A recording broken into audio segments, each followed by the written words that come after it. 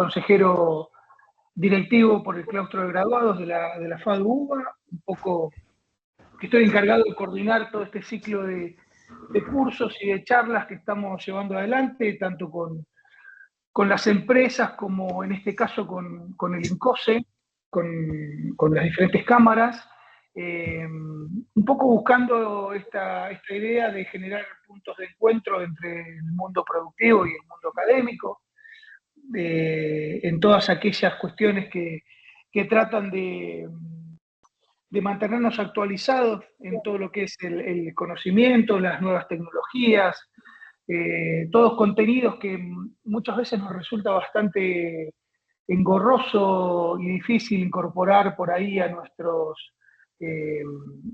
calendarios académicos y nuestras currículas. Entonces, bueno, de alguna forma buscando reforzar nuestra comunidad de graduados y vernos más seguido. Bueno, siempre es una gran excusa aprender, actualizarnos, debatir, generar estos espacios donde afortunadamente hemos tenido una gran recepción de parte de las diferentes empresas, en este caso del INCOSE. Hoy nos acompaña el ingeniero Francisco Pedrazzi, presidente del INCOSE, y va a estar dictando hoy la clase número 2 del curso de Introducción al Steel Framing que iniciamos la semana pasada y que tendremos durante 3 clases más, donde la última va a ser el 9 de octubre, recién lo hablábamos con Francisco y confirmábamos la fecha, el jueves 9 de octubre va a ser la última clase que la vamos a celebrar acá presencialmente en la facultad para poder saludarnos, vernos, tomar un café y aquellos que puedan, por supuesto, disfrutar un momento juntos, y aquellos que no puedan, también la transmitiremos y la grabaremos y la subiremos al canal de YouTube como solemos hacer. Así que bueno, no los aburro más. Francisco, te escuchamos, te cedo la palabra y bueno, buena clase para todos. Bueno, buenas tardes a todos. Gracias, Mariano, por la oportunidad que nos dan al INCOSE y a mí personalmente de estar hoy acá con ustedes. Esta clase originalmente la iba a dar Lorena. Yo se la había cambiado a ella porque en realidad yo la clase que ella dio la semana pasada yo no la podía dar porque no estaba acá en la Argentina, pero ella tuvo un problemita hoy, nada importante, se le complicó con su agenda, así que me pidió si podía dar yo la clase de ella. Así que con gusto estoy acá con ustedes compartiendo esta segunda clase. Yo voy a hacer una presentación.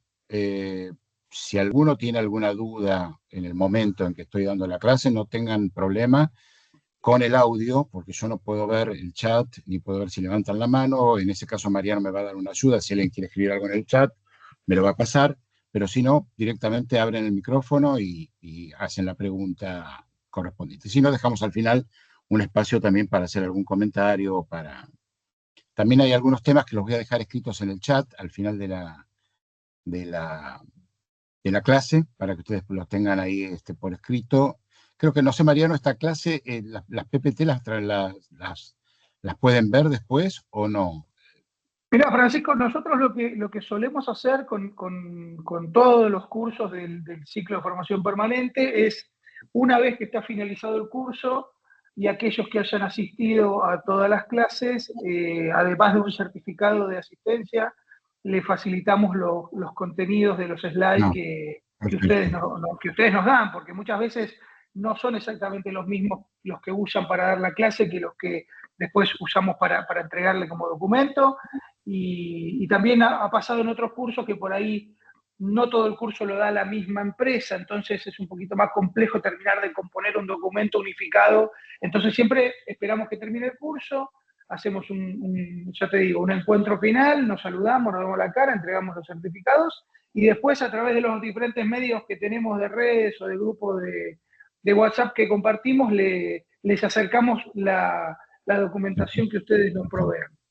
Perfecto, perfecto. Igualmente voy a ver si al final son 2 o 3 líneas nada más, se las dejo en el chat para que lo tengan. Bueno, así que si les parece ya comenzamos. Voy a compartir la pantalla.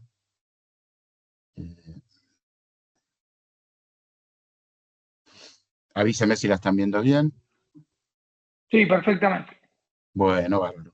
Bueno, Hoy vamos a ver la segunda parte de lo que es la parte de la estructura del steel framing en sí, que es justamente cómo se combinan los perfiles entre sí para formar una estructura resistente. Que después en las clases posteriores van a ver las terminaciones, las placas que se utilizan para hacer el cerramiento, tanto interior, las placas de yeso para interior como las placas de exterior. Van a ver también todo el tema de aislación térmica y acústica. Y en la última clase, que va a ser la presencial, se van a mostrar algunos ejemplos de algo bastante interesante, que es cómo el steel framing puede, digamos, mejorar mucho la performance térmica de la vivienda y conseguir valores de etiquetado de eficiencia energética muy elevados. Así que eso creo que es muy interesante, lo van a ver también Lorena y la arquitecta López Plante. Bueno,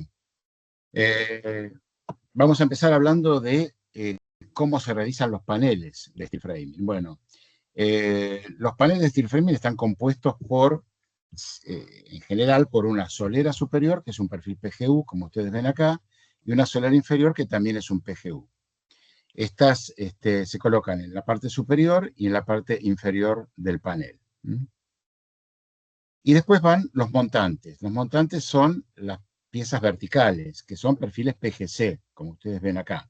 Van unidos a la solera mediante dos tornillos que vamos a ver después, son tornillos autoperforantes de cabeza plana. Ahora bien, el primer paso para formar un panel es formar el marco.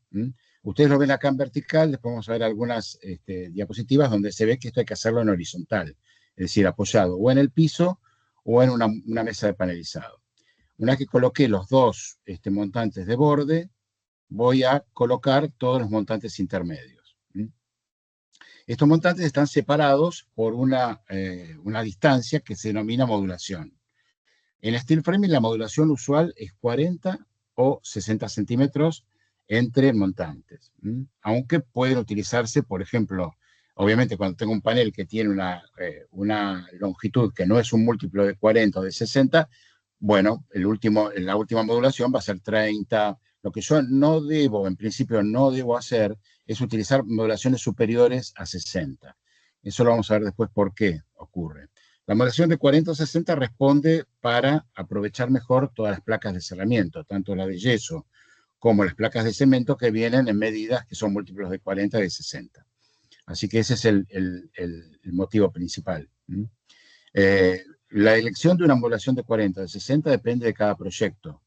Obviamente que una modulación de 60 va a implicar en general una reducción de la masa de montantes, o sea, de la masa de estructura, con lo cual va a reducir el costo, pero a veces a expensas de utilizar montantes más grandes.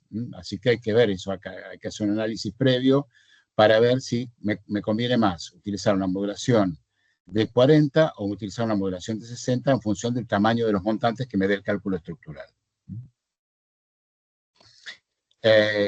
La modulación lo que hace es permitir alinear los perfiles para formar una estructura en la cual, por ejemplo, el alma de este perfil esté alineada con el alma de este montante que está en el lado opuesto, en un panel opuesto. Eso es en general. Esta regla puede cambiar, puede ser que no exista por motivos arquitectónicos o por algún motivo especial, que no exista esta alineación, y en cuyo caso voy a tener que recurrir a, bueno, lo que llamamos vigas de Intel o vigas de distribución. Pero siempre que pueda, yo tengo que tratar de alinear los perfiles para que después en la estructura de entrepiso o la estructura de cubierta me quede apoyada directamente en las almas de estos perfiles. La grilla que ustedes ven acá es una grilla que tiene justamente el módulo, que es 40-40 o 60-60. Obviamente que yo esto lo puedo hacer en forma manual. Puedo partir, por ejemplo, del plano de una vivienda y después le voy a superponer la grilla. Y al superponer la grilla puedo empezar a dibujar la ubicación de todos los montantes. Y voy a obtener, obviamente, la dimensión de las soleras. Fíjense que acá, por ejemplo, coincide la dimensión con un múltiplo de 40, pero acá tengo, por ejemplo, un último módulo que es un poco más corto. Eso obviamente no es problema.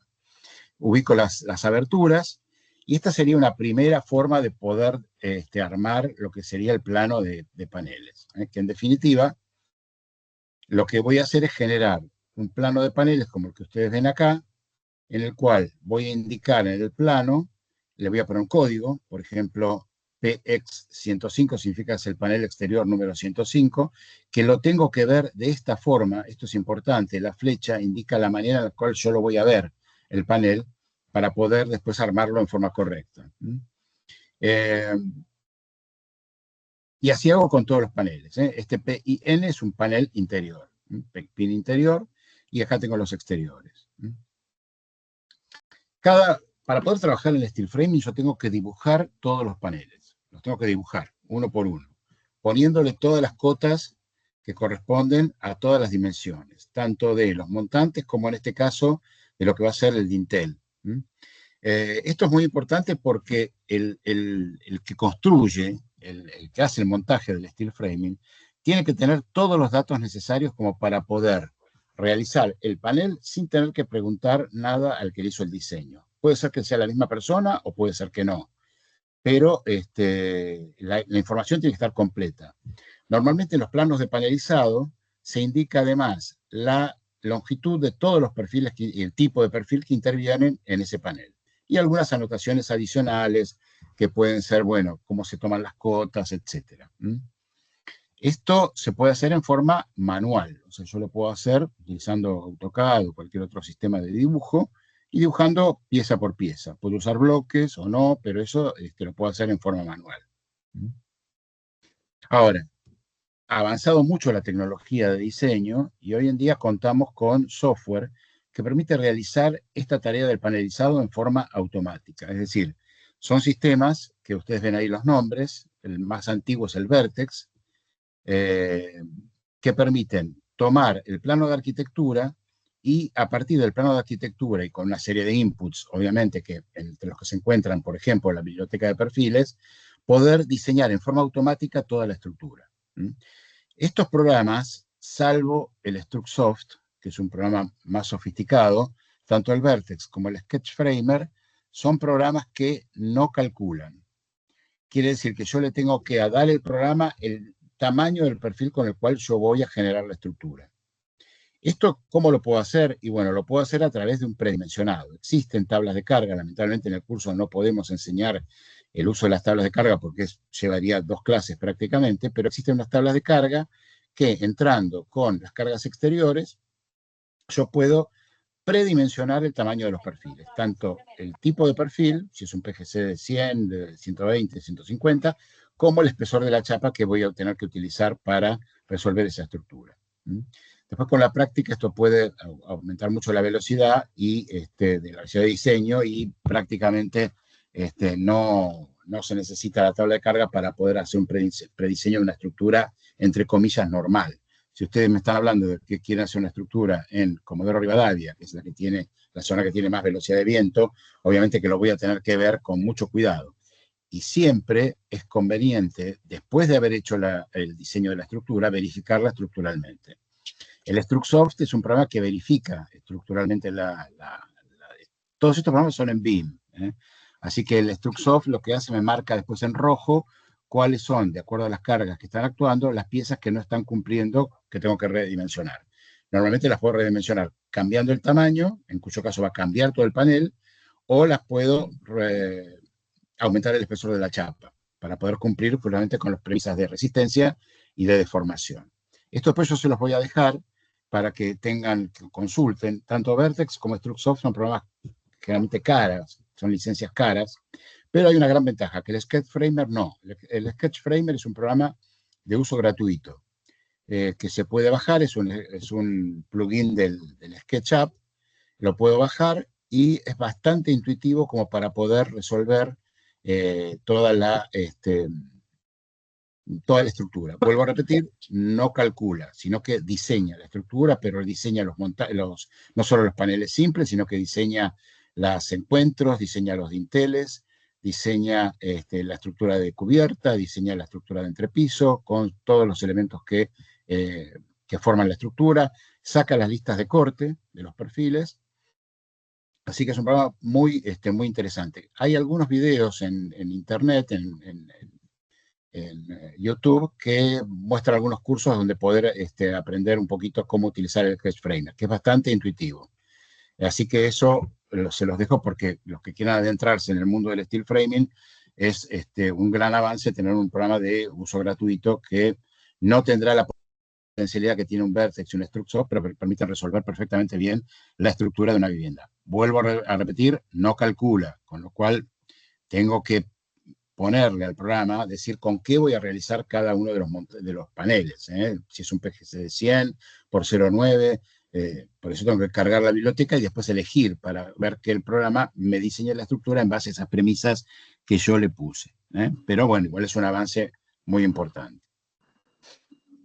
Bueno, ahora bien, vimos cómo se realizaba un panel simple, ¿no? Ahora vamos a ver que las casas tienen ventanas, tienen aberturas, tienen puertas.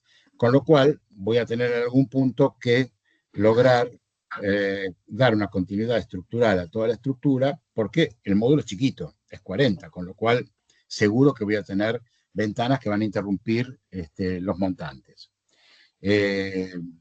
Para esto vamos a hablar un poquito de cómo podemos denominar a los paneles. Este es un caso muy, muy simple de un módulo en el cual yo tengo una estructura de entrepiso, o que podría ser un techo, una cubierta, los montantes de este panel y los montantes del panel de atrás. Estos montantes van a recibir la carga de la viga de entrepiso, en este punto. Más allá de que puedan recibir la carga de viento que pudiera actuar, por ejemplo, perpendicular al plano del panel. Estos paneles se los denomina paneles portantes. Ahora, si ustedes miran este panel que está acá, la viga de entrepiso no actúa sobre él, porque descarga en este punto y descarga en este punto. O sea que todos estos montantes que van a estar acá no van a tener esfuerzo axial. Van a ser montantes que a lo sumo puede ser que tengan una carga de viento, o sea, estén friccionados por la acción del viento que actúa perpendicularmente sobre la cara. Normalmente se los llama paneles no portantes, a pesar de que la carga de viento la tienen que tomar. Algunos paneles interiores van a ser 100% no portantes porque no van a tener ni carga de viento ni carga axial. Van a ser solamente paneles que van a soportar el peso de las placas de yeso que van a tener. Entonces, volviendo un poquito para este concepto, en este caso tenemos paneles portantes, que son los que están pintados en celeste, que van a recibir una carga axial y una carga perpendicular de viento, si es que existe. A veces puede ser que no, que solamente tengan la carga axial.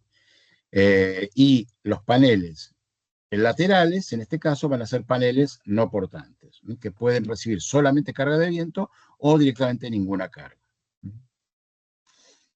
Bueno, entonces, el panel no portante se lo llama así porque tiene carga axial 0. Es decir, no tiene valor, esta carga n es 0.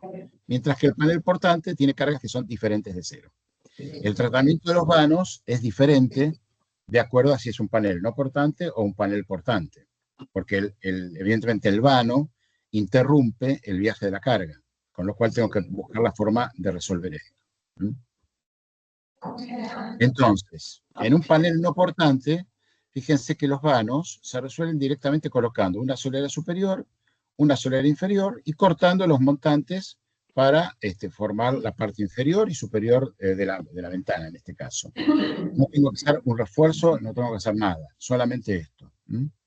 En cambio, en un panel portante, donde tengo un esfuerzo normal, un esfuerzo axial, voy a tener que proveer algún tipo de estructura, que en este caso es el dintel, que me va a tener que trasladar. Perdón, ¿si hay una pregunta? Creo que hay un micrófono abierto. Bueno. Sí, quedó un micrófono abierto, ahora nos fijamos, Francisco. Bueno. Bueno, entonces, estas cargas N que están acá, fíjense, de alguna manera tengo que lograr que lleguen a la fundación. Por lo tanto, voy a utilizar esta estructura que se llama dintel, que me va a permitir por flexión trasladar esta carga al costado de la abertura y llevarla a la fundación. Esta sería la forma en la cual funciona el dintel. ¿Cómo está formado un dintel? Bueno, un dintel hay distintas formas de resolverlo. Yo les muestro acá la que es más común, que es enfrentar a dos perfiles PGC, colocarle estas dos tapas, que son dos PGU, y una solera inferior. Y con esto formo lo que se llama dintel, que es el que me va a resistir la carga axial que viene desde arriba y la va a trasladar a los laterales. Cuanto obviamente más grande es el vano, más importante puede llegar a ser este dintel. Por ejemplo, en las estructuras que tienen, por ejemplo, PGC de 100, los dinteles, de acuerdo al tamaño de las aberturas, van entre 150 y 200 milímetros, o sea, son PGC de 150 o PGC de 200. Hay casos en los cuales ya la abertura es tan grande que el dintel no funcionaría bien porque o necesitaría un perfil muy grande o la deformación propia del dintel haría que no sea compatible con, por ejemplo, las carpinterías que van en la abertura. En ese caso, voy a tener que resolver, en vez de colocar esta viga dintel, voy a tener que colocar una viga reticulada y resolver el dintel como si fuera una viga reticulada que tiene una gran rigidez. Pero esos son los casos especiales en los cuales tengo grandes vanos. Con un dintel puedo resolver, en general, vanos de hasta 3 metros, 2 metros 50 sin problemas. Bueno, acá vemos el despiece del dintel, que es este que ustedes ven acá, que ya se los expliqué, tiene 2 PGC, 2 tapas. Las tapas son muy importantes porque son las que me van a permitir vincular al dintel con los laterales, que se denominan king y jack. Estas son todas terminologías que se utilizan mucho en steel framing. Y la solera de vano, que es la solera, esta que está acá, y la solera que está acá, la solera de vano inferior. Como les vuelvo a repetir, la carga tiene que viajar a través del dintel hacia los laterales y de ahí a la fundación, a la platea de fundación. Bueno, ahora, como ustedes ven, la carga que transmite el dintel hace que este montante que está acá lateral tenga que estar reforzado, porque va a tener una carga mayor que la que este montante de acá, en general, ¿no? Este montante, por ejemplo, este de acá, va a recibir la carga de 2 montantes que vienen de arriba, y este puede ser que tenga la misma, pero en general este va a tener el doble, con lo cual lo voy a tener que reforzar. El refuerzo se hace de esta manera, con una pieza que se llama king y una que se llama jack. Estas 2 piezas son también perfiles PGC y lo que van a hacer es el jack va a, mejor dicho, el dintel va a apoyar en el jack y el king es el que va a recibir la viga dintel y le va a permitir que se atornille la viga dintel al king. Y el jack va a tener que recibir toda la carga del dintel por presión. O sea que es muy importante que haya contacto entre la parte superior del jack y la parte inferior de la viga dintel, para que la carga se transmita por presión, y evitar que se transmita a través de los tornillos, por corte.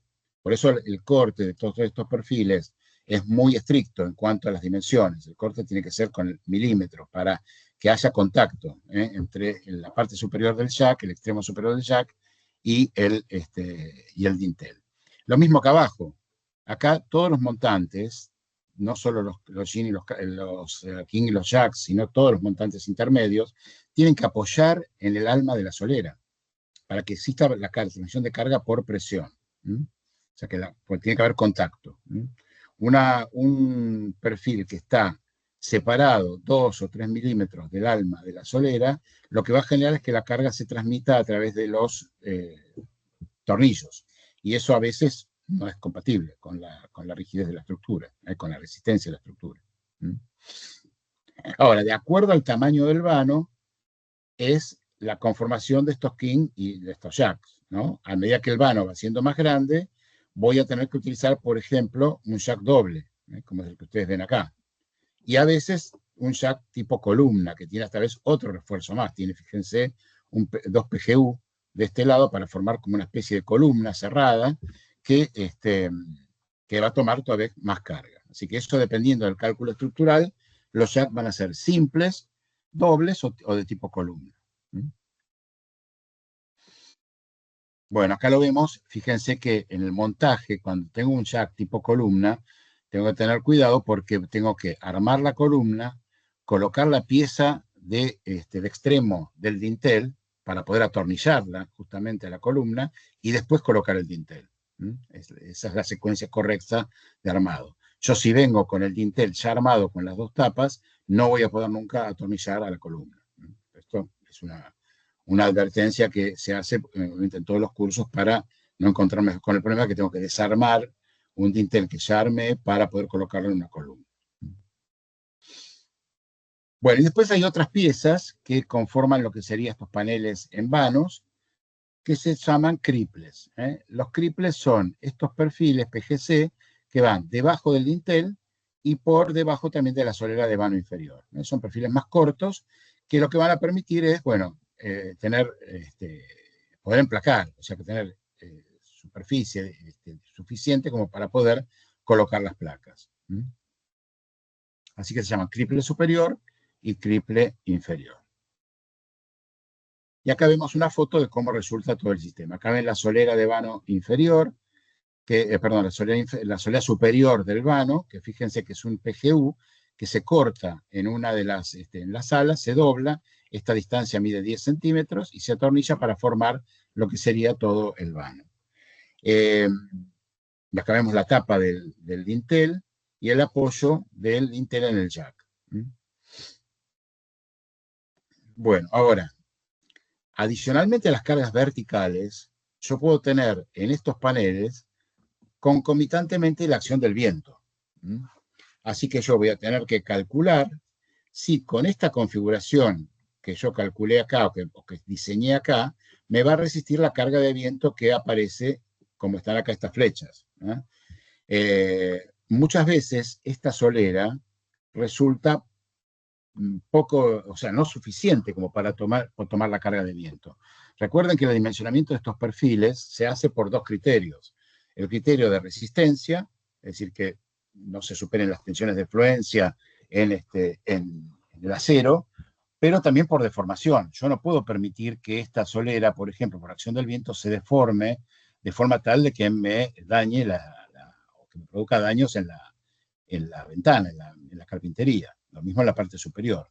Con lo cual hay que hacer esta verificación en los paneles exteriores para verificar si la presión de viento no hace que esta estructura no soporte esa acción de viento o se deforme excesivamente. Muchas veces voy a tener que hacer algunos cambios en la estructura para poder soportar el viento perpendicular. Uno de los cambios es, por ejemplo, bajar el dintel a la altura de la parte superior del vano. De esa manera, esto actúa como soportando la carga de estos criples superiores y al mismo tiempo, al ser una viga tubo, me va a permitir resistir bien la carga de viento. Lo mismo puede ocurrir acá. Si esta solera no es suficiente, bueno, voy a tener que generar una pequeña viga que a veces puede ser directamente un refuerzo. ¿Ven? Se le coloca un refuerzo en la parte inferior, que puede ser un PGC, para tomar el viento perpendicular al panel. Todo esto se tiene que verificar estructuralmente para saber si estoy trabajando en forma correcta, tanto por resistencia como por deformación. Bueno, aquí vemos, por ejemplo, cómo se puede reforzar una solera inferior sin necesidad de hacer un dintel. Yo lo que voy a hacer es colocar sobre la solera de vano inferior al vano un PGC y sobre ese PGC voy a colocar un PGU para formar como una mini columna, una mini viga que, fíjense, soportaría muy bien, o en general, la acción del viento actuando en este sentido. Así que este es un buen criterio como para poder resolver las soleras inferiores cuando no puede el PGU solo, o sea, esta solera sola, soportar la acción del viento sin deformarse excesivamente, por ejemplo. Acá vemos, por ejemplo, puede hasta colocarse en forma doble.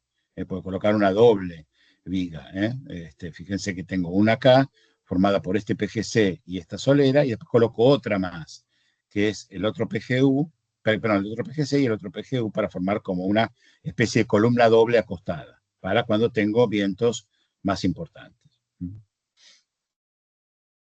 Bueno, ahora vamos a hablar un poco de los encuentros de los paneles. Los paneles, en general, se dimensionan con el tamaño de los ambientes. Cada panel corresponde al tamaño, a la pared que rodea, digamos, al perímetro de un ambiente. Tengo algunas limitaciones. No es conveniente, por ejemplo, generar paneles que tengan más de 5 o 6 metros de largo porque son difíciles de manipular. Recuerden que yo les comenté que los paneles se van a armar siempre sobre el piso. Yo después los tengo que rigidizar. Para rigidizarlos lo que voy a hacer es colocarle generalmente en esta esquina un trozo de PGC para que no se me deformen durante el manipuleo y después lo voy a tener que colocar en vertical.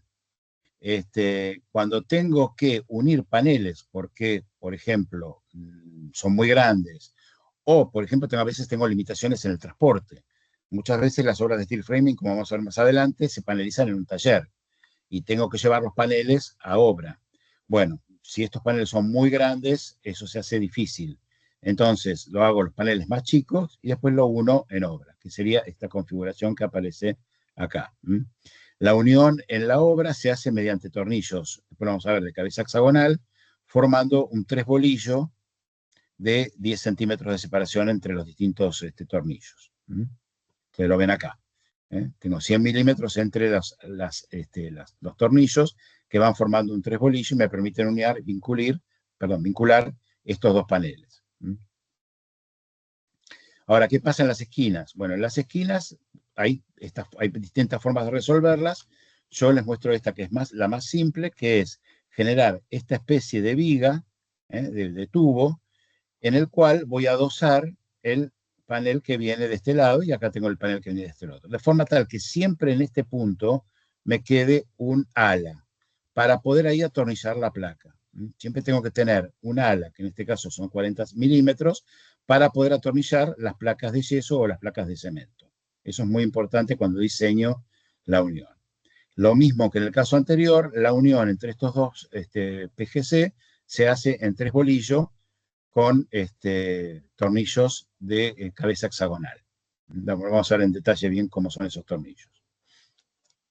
Cuando tengo un encuentro en T, un triple, voy a tener que generar, en el lugar donde voy a adosar el panel que viene de este lado, este tipo de piezas, ¿no? Tengo este PGC que está acá, este PGC que está acá, y este PGC que está acá.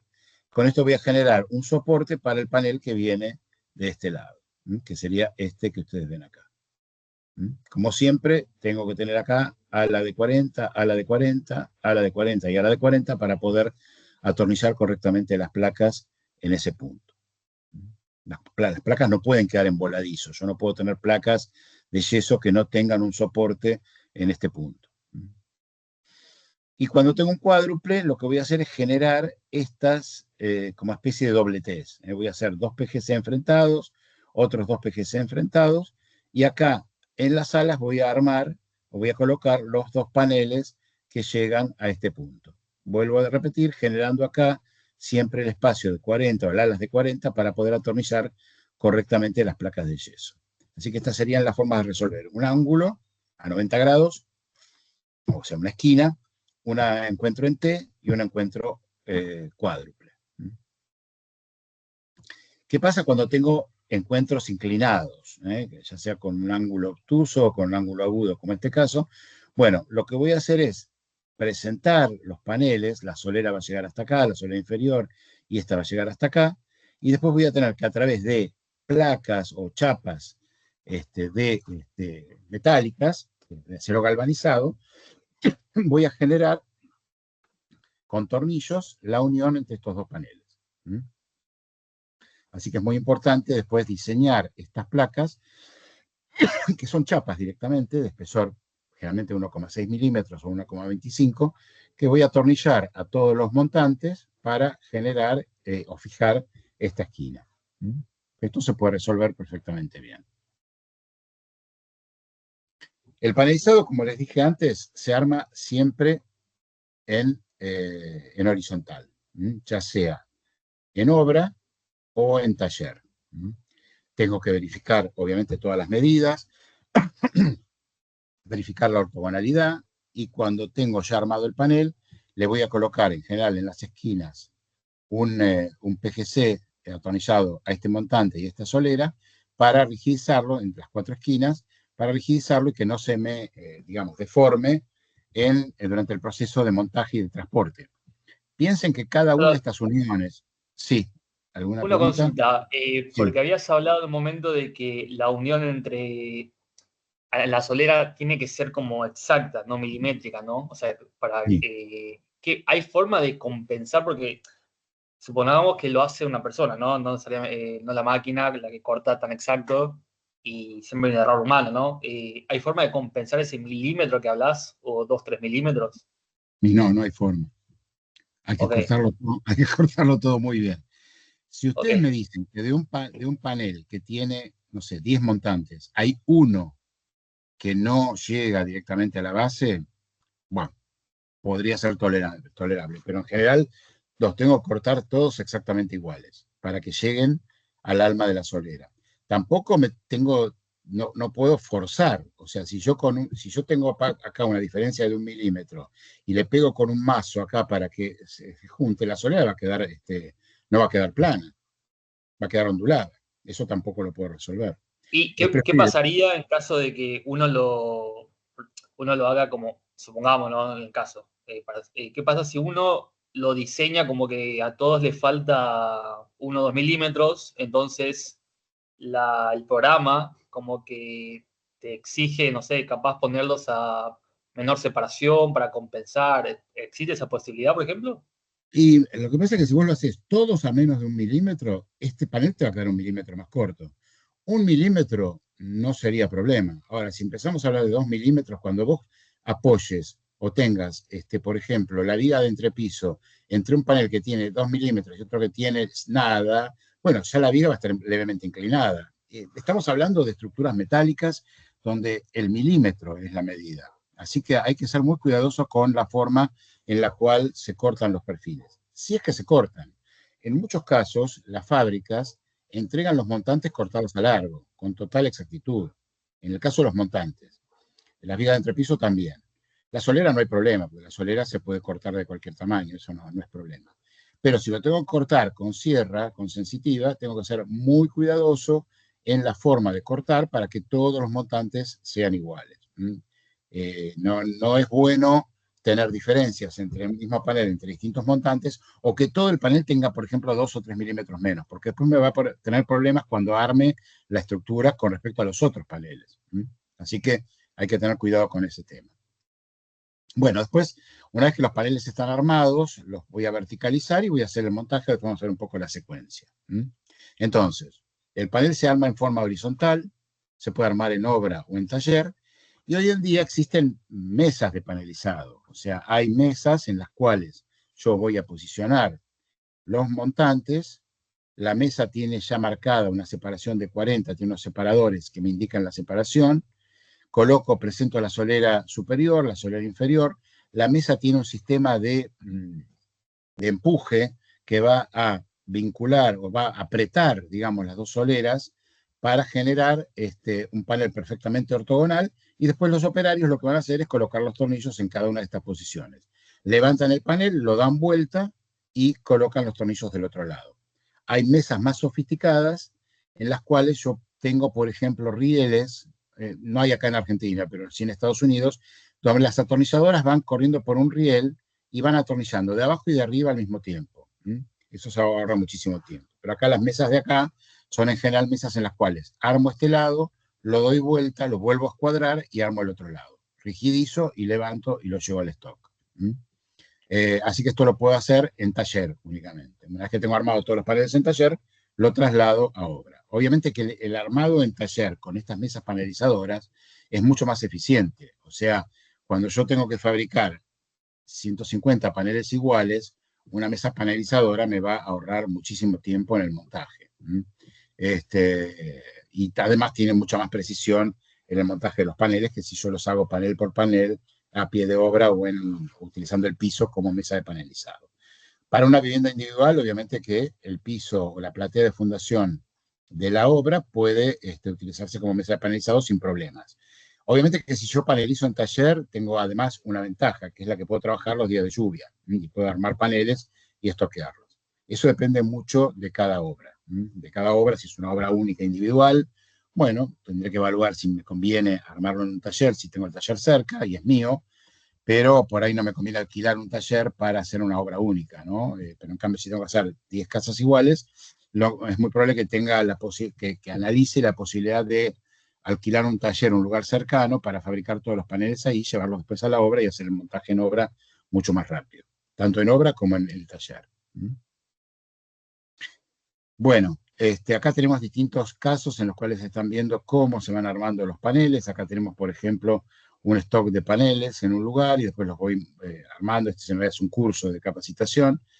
La secuencia de montaje es, primero voy a colocar los paneles, presentar los paneles exteriores, después voy a presentar los paneles interiores y los voy a fijar a la estructura de fundación, que normalmente es una platea, mediante anclajes, después lo vamos a ver un poquito más en detalle, mediante anclajes provisorios. No son los anclajes definitivos, sino que van a ser tarugos del 8, que van colocados cada 60 o 80 centímetros. Con eso voy a lograr una fijación provisoria. Una vez que armé todos los paneles de planta baja, armo las vigas de entrepiso, y una vez que armé las vigas de entrepiso, armo los paneles de planta alta y después la estructura de cubierta en último lugar. Una vez que ya tengo toda la estructura armada y fijada en forma provisoria, voy a hacer la fijación definitiva, que vamos a ver después cómo se realiza. Ahora, algo muy importante que requiere el steel framing, que es el arrostramiento. Vamos a hablar primero de dos tipos de arrostramiento o la diferencia entre arrostramiento y rigidización. Arrostramiento significa colocar elementos que me permitan reducir las luces de pandeo de los montantes o de las piezas en general. Un perfil de chapa delgada, como es por ejemplo que es supóngase que es un PGC de 100 de espesor 0,9, sometido a una carga vertical, una carga en su eje, lo que va a hacer es pandear. Es decir, va a tener una carga relativamente baja en la cual se va a deformar. ¿Por qué? Porque existe una inestabilidad propia del perfil, no es un doble T, en el cual los temas de pandeo prácticamente no existen. Acá estamos hablando de perfiles de chapa delgada, con lo cual el pandeo es dominante en cuanto a, por ejemplo, al cálculo estructural. Yo, para reducir la carga, o sea, permitir que esta carga sea mayor, lo que puedo hacer es reducir la luz de pandeo, poniendo puntos fijos intermedios. De esa manera, la luz de pandeo se reduce a la mitad y la carga esta puede ser mayor. Es decir, que un montante sin rigidizar va a resistir una carga mucho menor que el mismo montante cuando está rigidizado en uno o más puntos intermedios. Ese sería el concepto de arrostramiento de montantes. Tengo que lograr reducir la luz de pandeo. ¿Y cómo puedo hacer? Bueno, si yo no coloco nada, todos estos montantes, cuando actúa la carga vertical en este punto, van a deformarse de esta forma. Entonces, para impedir o reducir esa luz de pandeo, lo que voy a utilizar son los arrostramientos. Y los arrostramientos se realizan de dos formas. En este caso voy a utilizar, por ejemplo, los flejes, que se llaman strapping, y los bloqueos, que se llaman blocking.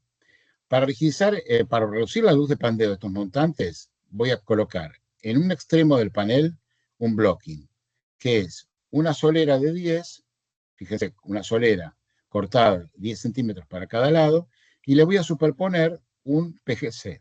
Lo voy a atornillar en las alas, y esto lo voy a atornillar después a este primer grupo de dos montantes. De esta manera voy a generar este marco rígido.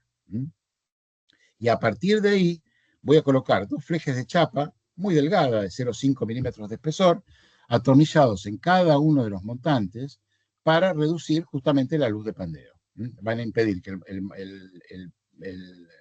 el montante se deforme y también que rote, porque el pandeo de los montantes cuando están sometidos a cargas axiles también es torsional, con lo cual voy a impedir que se efectúe esa rotación. Para que esto funcione así, este fleje tiene que estar tensado. No puede estar flojo, porque si no, va a permitir la deformación. Así que esta es una forma de resolver la rigidización. El bloqueo solo no da rigidización al panel. Y el strapping solo tampoco. Tengo que combinar blocking con strapping. Y hay ciertas reglas que hay que cumplir, hasta cuántos metros o cuánto puede utilizar de strapping con un bloqueo.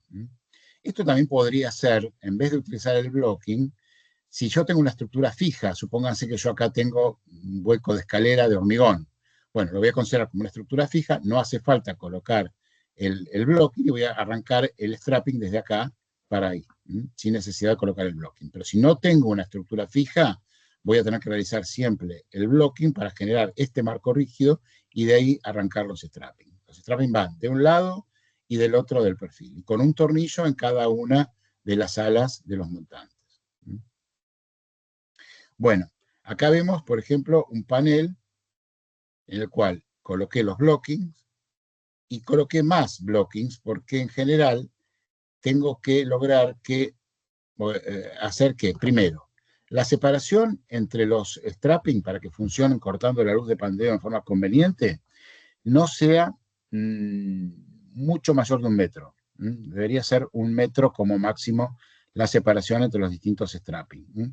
Y como la separación entre los bloqueos se admite que sea hasta más o menos 3 metros y medio, 4 metros. A partir de ahí, como este panel es muy largo, voy a tener que colocar otro blocking acá y de ahí arrancar con el nuevo, con el strapping. Así que esas serían las reglas para rigidizar los montantes. Esto es la rigidez a los montantes nada más. Si yo utilizo, como vamos a ver más adelante, una rigidización de paneles continua, que significa atornillar a los paneles una placa de madera, que puede ser de multinalofenólico o de OSB, esa placa de madera, con el patrón de atornillado que yo les voy a mostrar, funciona también como rigidización de los montantes, en una de las caras. A veces con esa rigidización sola, con esa colocación de la placa de madera, es suficiente como para rigidizar los montantes. A veces necesito, además, colocar en la otra cara el strapping. Esto lo va a determinar el cálculo estructural. Cuando tengo vanos, fíjense que la aparición de un vano me obliga a colocar un blocking inmediatamente después, para poder generar este punto fijo otra vez acá. Y después colocar obviamente los flejes. Bueno, antes de pasar a la rigidización completa, hasta ahora lo que vimos es arriestramiento de montantes. Después vamos a ver la rigidización completa del sistema. Pero vamos a hacer un pequeño alto acá para ver qué tipo de vinculaciones se utilizan en los perfiles en steel framing. En steel framing no se puede utilizar soldadura. Es decir, yo no puedo, cuando coloco una solera y coloco el montante, generar un cordón de soldadura acá. Que ustedes dirían, bueno, pero la soldadura es muy rígida y con lo cual me daría ventajas desde el punto de vista del funcionamiento estructural. Sí, es verdad, pero la soldadura, para que funcione correctamente en el galvanizado, tiene que llegar al acero base y por lo tanto eliminar la capa de galvanizado, con lo cual voy a tener un punto en el cual voy a tener corrosión. Así que nosotros en steel framing no permitimos que se utilice la soldadura como método de vinculación. Siempre van a utilizarse tornillos, que son tornillos especiales porque, como el espesor de la chapa para steel framing arranca en 0,9 milímetros, un tornillo común, punta aguja, que es el que se utiliza, por ejemplo, para colocar las placas de yeso en los montantes de construcción en seco, que tienen 0,5 milímetros de espesor, no sirve, no puede el tornillo punta aguja perforar la chapa de 0,9. Con lo cual voy a tener que siempre en steel framing utilizar tornillos que tienen cabeza fresada, o sea, son autoperforantes porque pueden, con esta fresa, con esta mecha, perforar la chapa de acero y después generar la rosca y atornillar. En las uniones de montantes con soleras, voy a utilizar tornillos de cabeza plana, que son estos que ustedes ven acá, llamados T1. Estos tornillos, al tener la cabeza plana, me permiten después colocar la placa de yeso o la placa cementicia sin alterar demasiado el espesor, digamos, del panel. Es decir, voy a tener una pequeñísima ondulación, pero totalmente imperceptible. Así que para vincular metal con metal, cuando tengo que emplacar después, voy a utilizar tornillos de cabeza plana. Cuando yo tengo que vincular metal con metal y no tengo esa restricción de utilizar placa después, voy a utilizar los tornillos de cabeza hexagonal, que se colocan mucho más rápido, más fácil, y tienen en general resistencia estructural superior a los T1.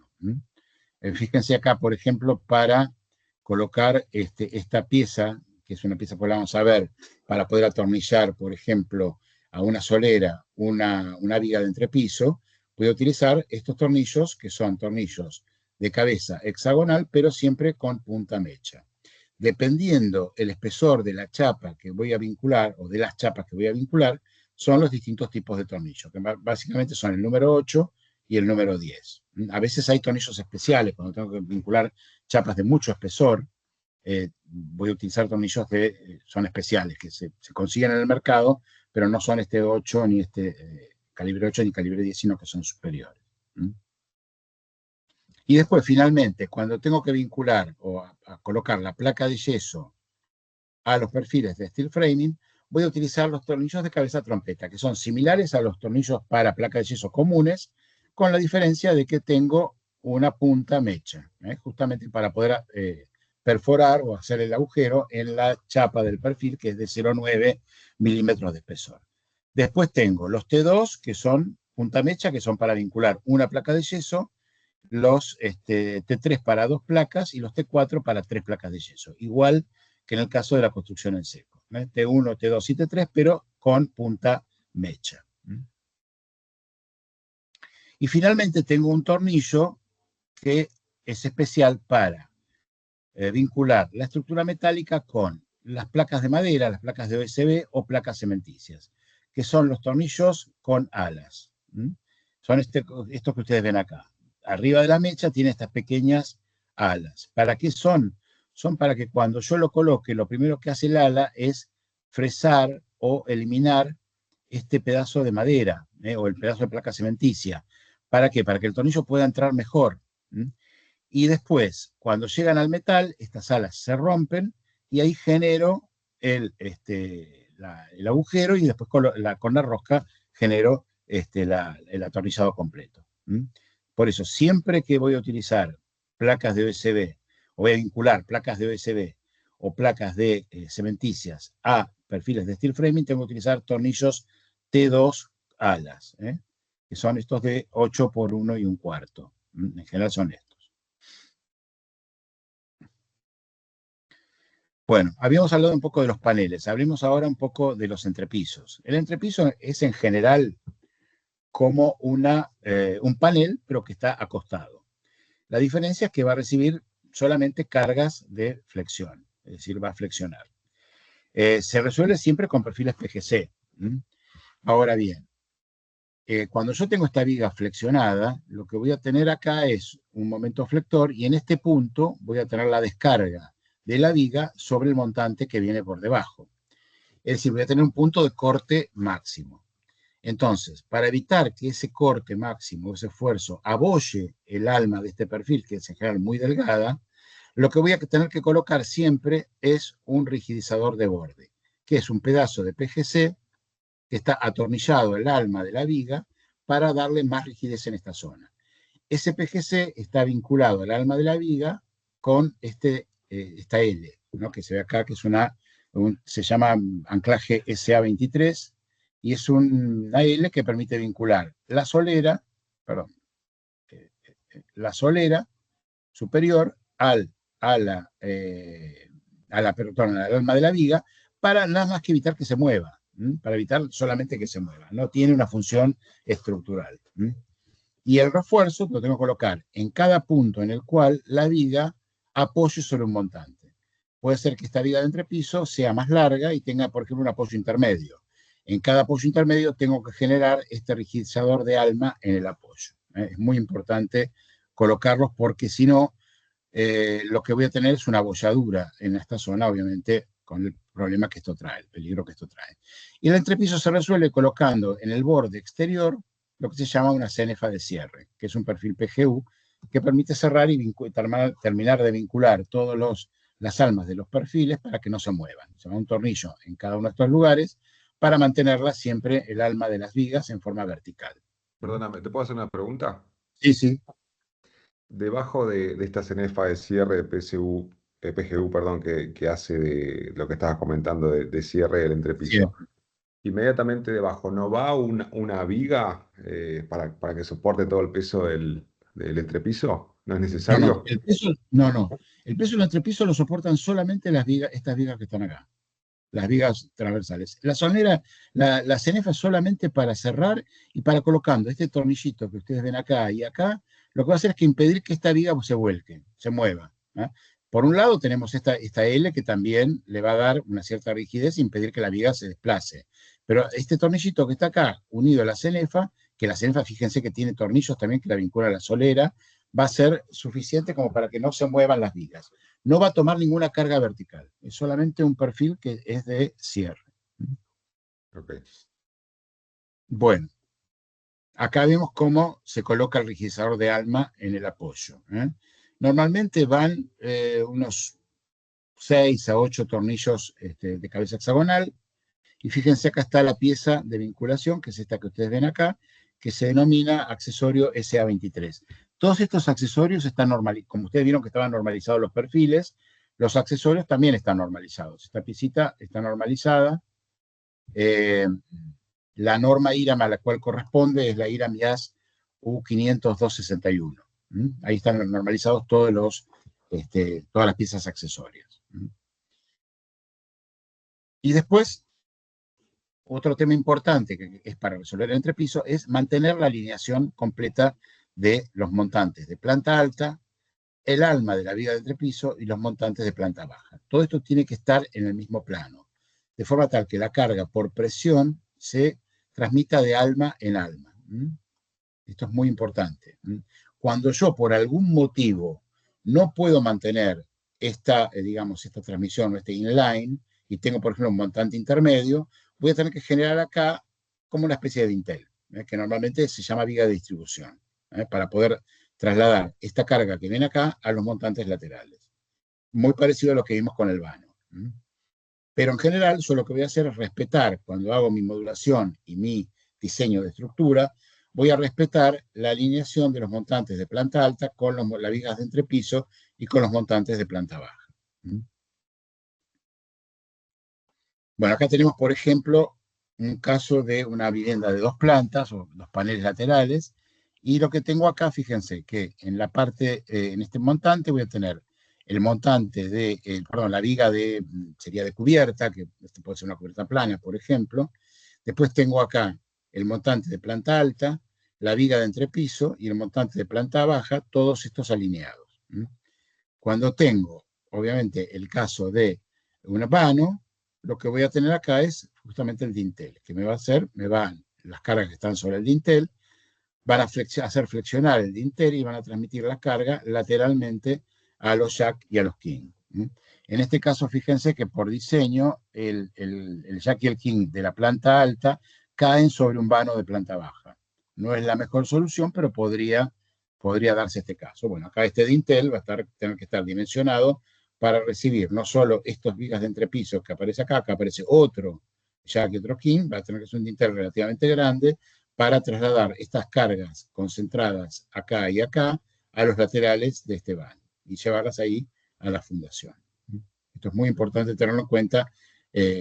Cuando ustedes trabajan con software de diseño, el software tiene en cuenta estos temas. En general son software inteligentes, no es que es un software que solamente dibuja, es un software que tiene en cuenta todos estos casos o que propone, en algunos casos propone soluciones como para resolver estos casos. Por ahí le dice, bueno, no, acá hay que usar una viga de Intel más grande.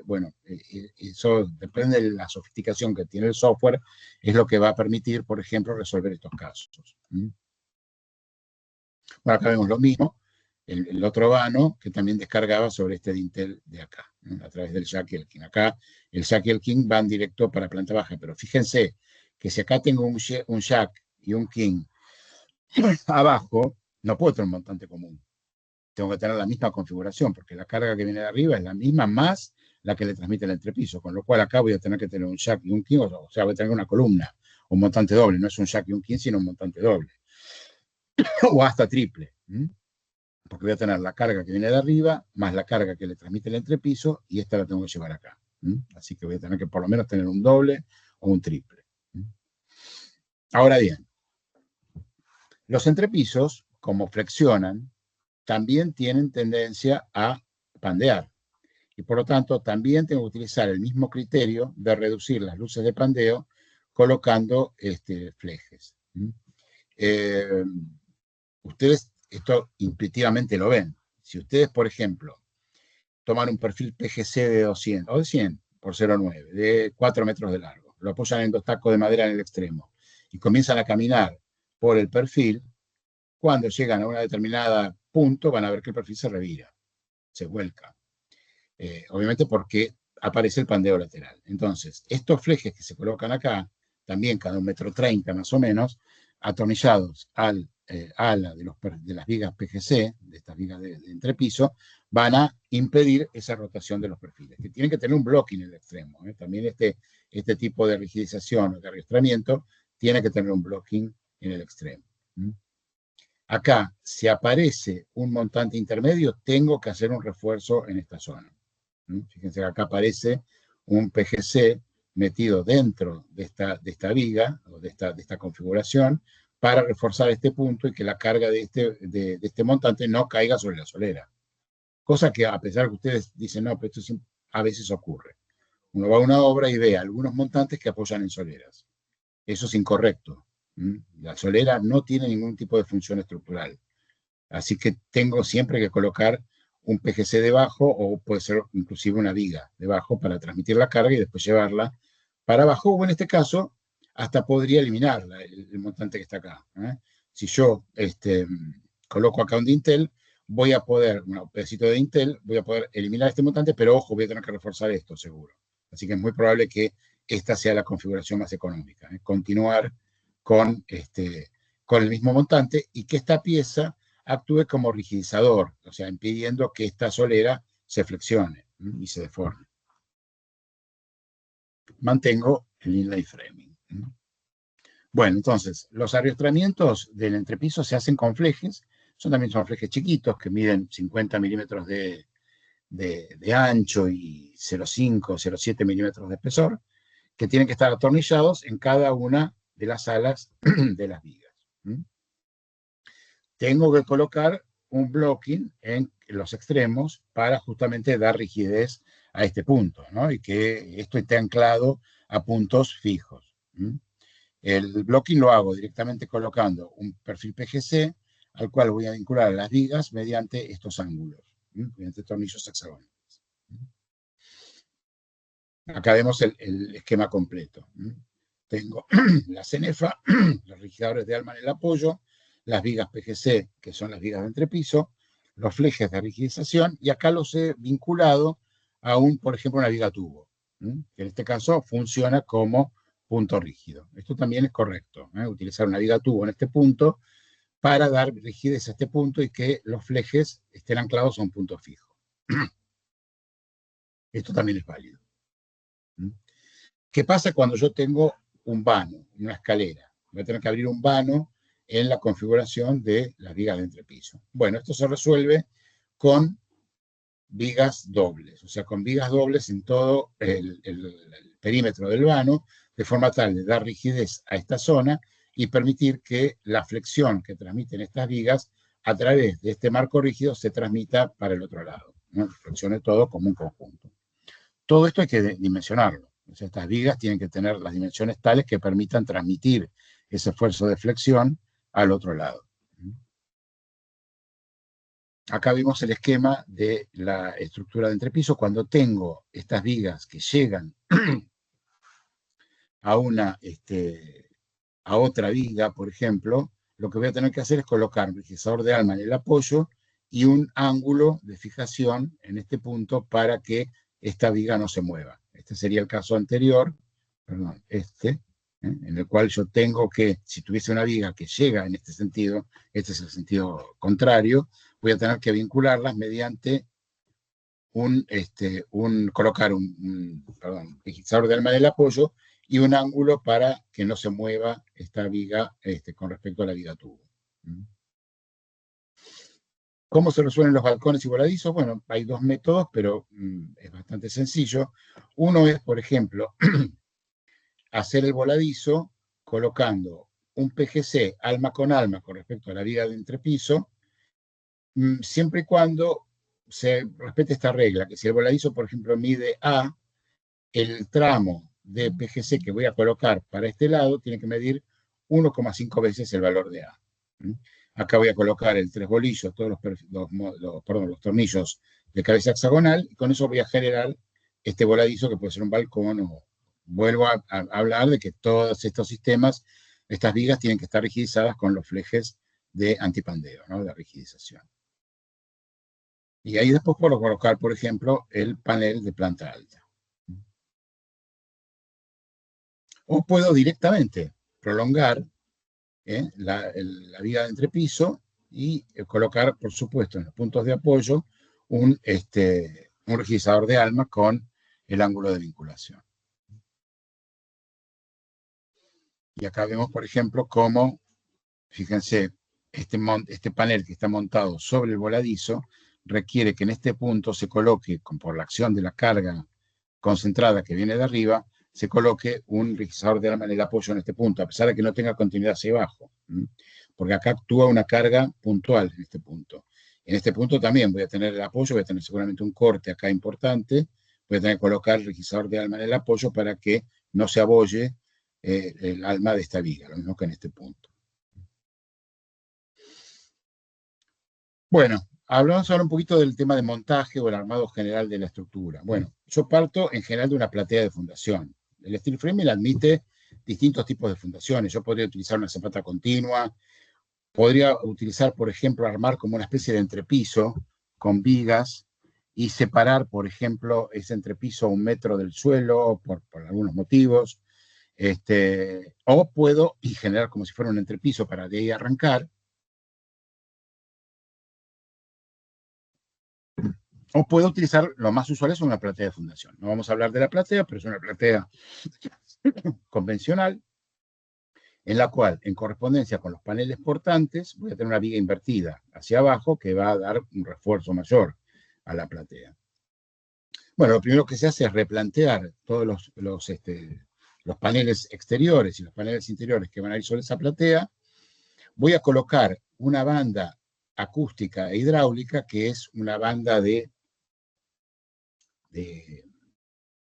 polietileno expandido, que mide más o menos 3 milímetros de espesor y tiene un ancho igual al de la solera, que va a permitir el contacto de la solera con la platea para cualquier irregularidad pequeña que pueda existir entre la solera inferior y la platea, para impedir que pueda ingresar agua al interior del panel. Obviamente que la platea tiene que estar perfectamente nivelada para que los paneles apoyen perfectamente bien en la platea. La tolerancia para el armado de una platea, en la superficie tiene que ser del milímetro, con lo cual tengo que tener mucho cuidado. Si no puedo lograr una buena nivelación de la platea, lo que voy a tener que hacer es fajas de nivelación, en correspondencia con cada uno de los paneles, para que los paneles apoyen perfectamente bien en una superficie de la platea. Después voy a colocar los paneles de planta baja. Acuérdense, los paneles se arman aparte y se llevan armados a su posición final.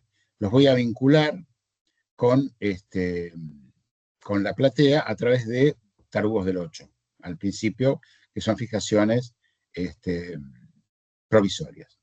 Me olvidé decirles, antes de colocar el panel, lo que voy a colocar es un recorte de barrera de agua y viento que tiene que tener más o menos, yo diría unos 60 centímetros de ancho, que después lo voy a levantar y después cuando venga con la barrera de agua y viento voy a lograr que quede continua la barrera de agua y viento para que el agua no pueda penetrar al interior de la construcción.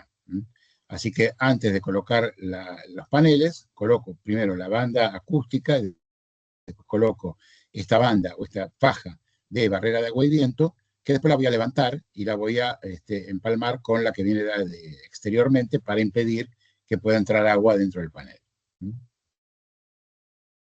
Coloco los paneles interiores. Ahí no hace falta colocar barrera de agua y viento, obviamente, porque es un panel interior. Coloco las rigidizaciones, perdón, los arrastramientos. Y después armo las vigas de entrepiso. Voy a rigidizar las vigas de entrepiso y después voy a armar los paneles de planta alta y finalmente voy a rigidizar los paneles de planta alta y voy a colocar la estructura de cubierta. Esa sería la secuencia de montaje. En este caso es una cubierta plana. Ahora bien, los tipos de cubierta que se utilizan en steel framing son variados. Yo puedo tener básicamente una cubierta formada por cabios, que los cabios no son nada más y nada menos que perfiles PGC que van inclinados, que van a generar una superficie inclinada y que yo los voy a, depende de las configuraciones, pero yo puedo, si tengo un panel intermedio, por ejemplo, en el cual puedo apoyar los cabios de una pendiente y de la otra.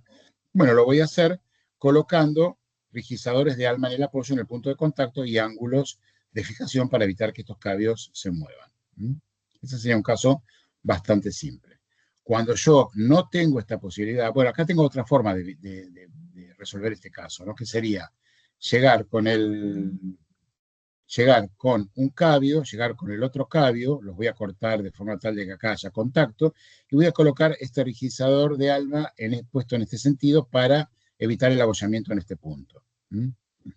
Cuando yo no tengo panel debajo, lo que voy a tener en general es una viga de cumbrera, que es una viga formada como si fuera un cajón, formado por 2 PGC con 2 PGU, y que los cabios van a apoyar ahí, en esa viga de cumbrera. Esa sería la forma cuando no tengo un panel debajo en la parte superior de la cubierta.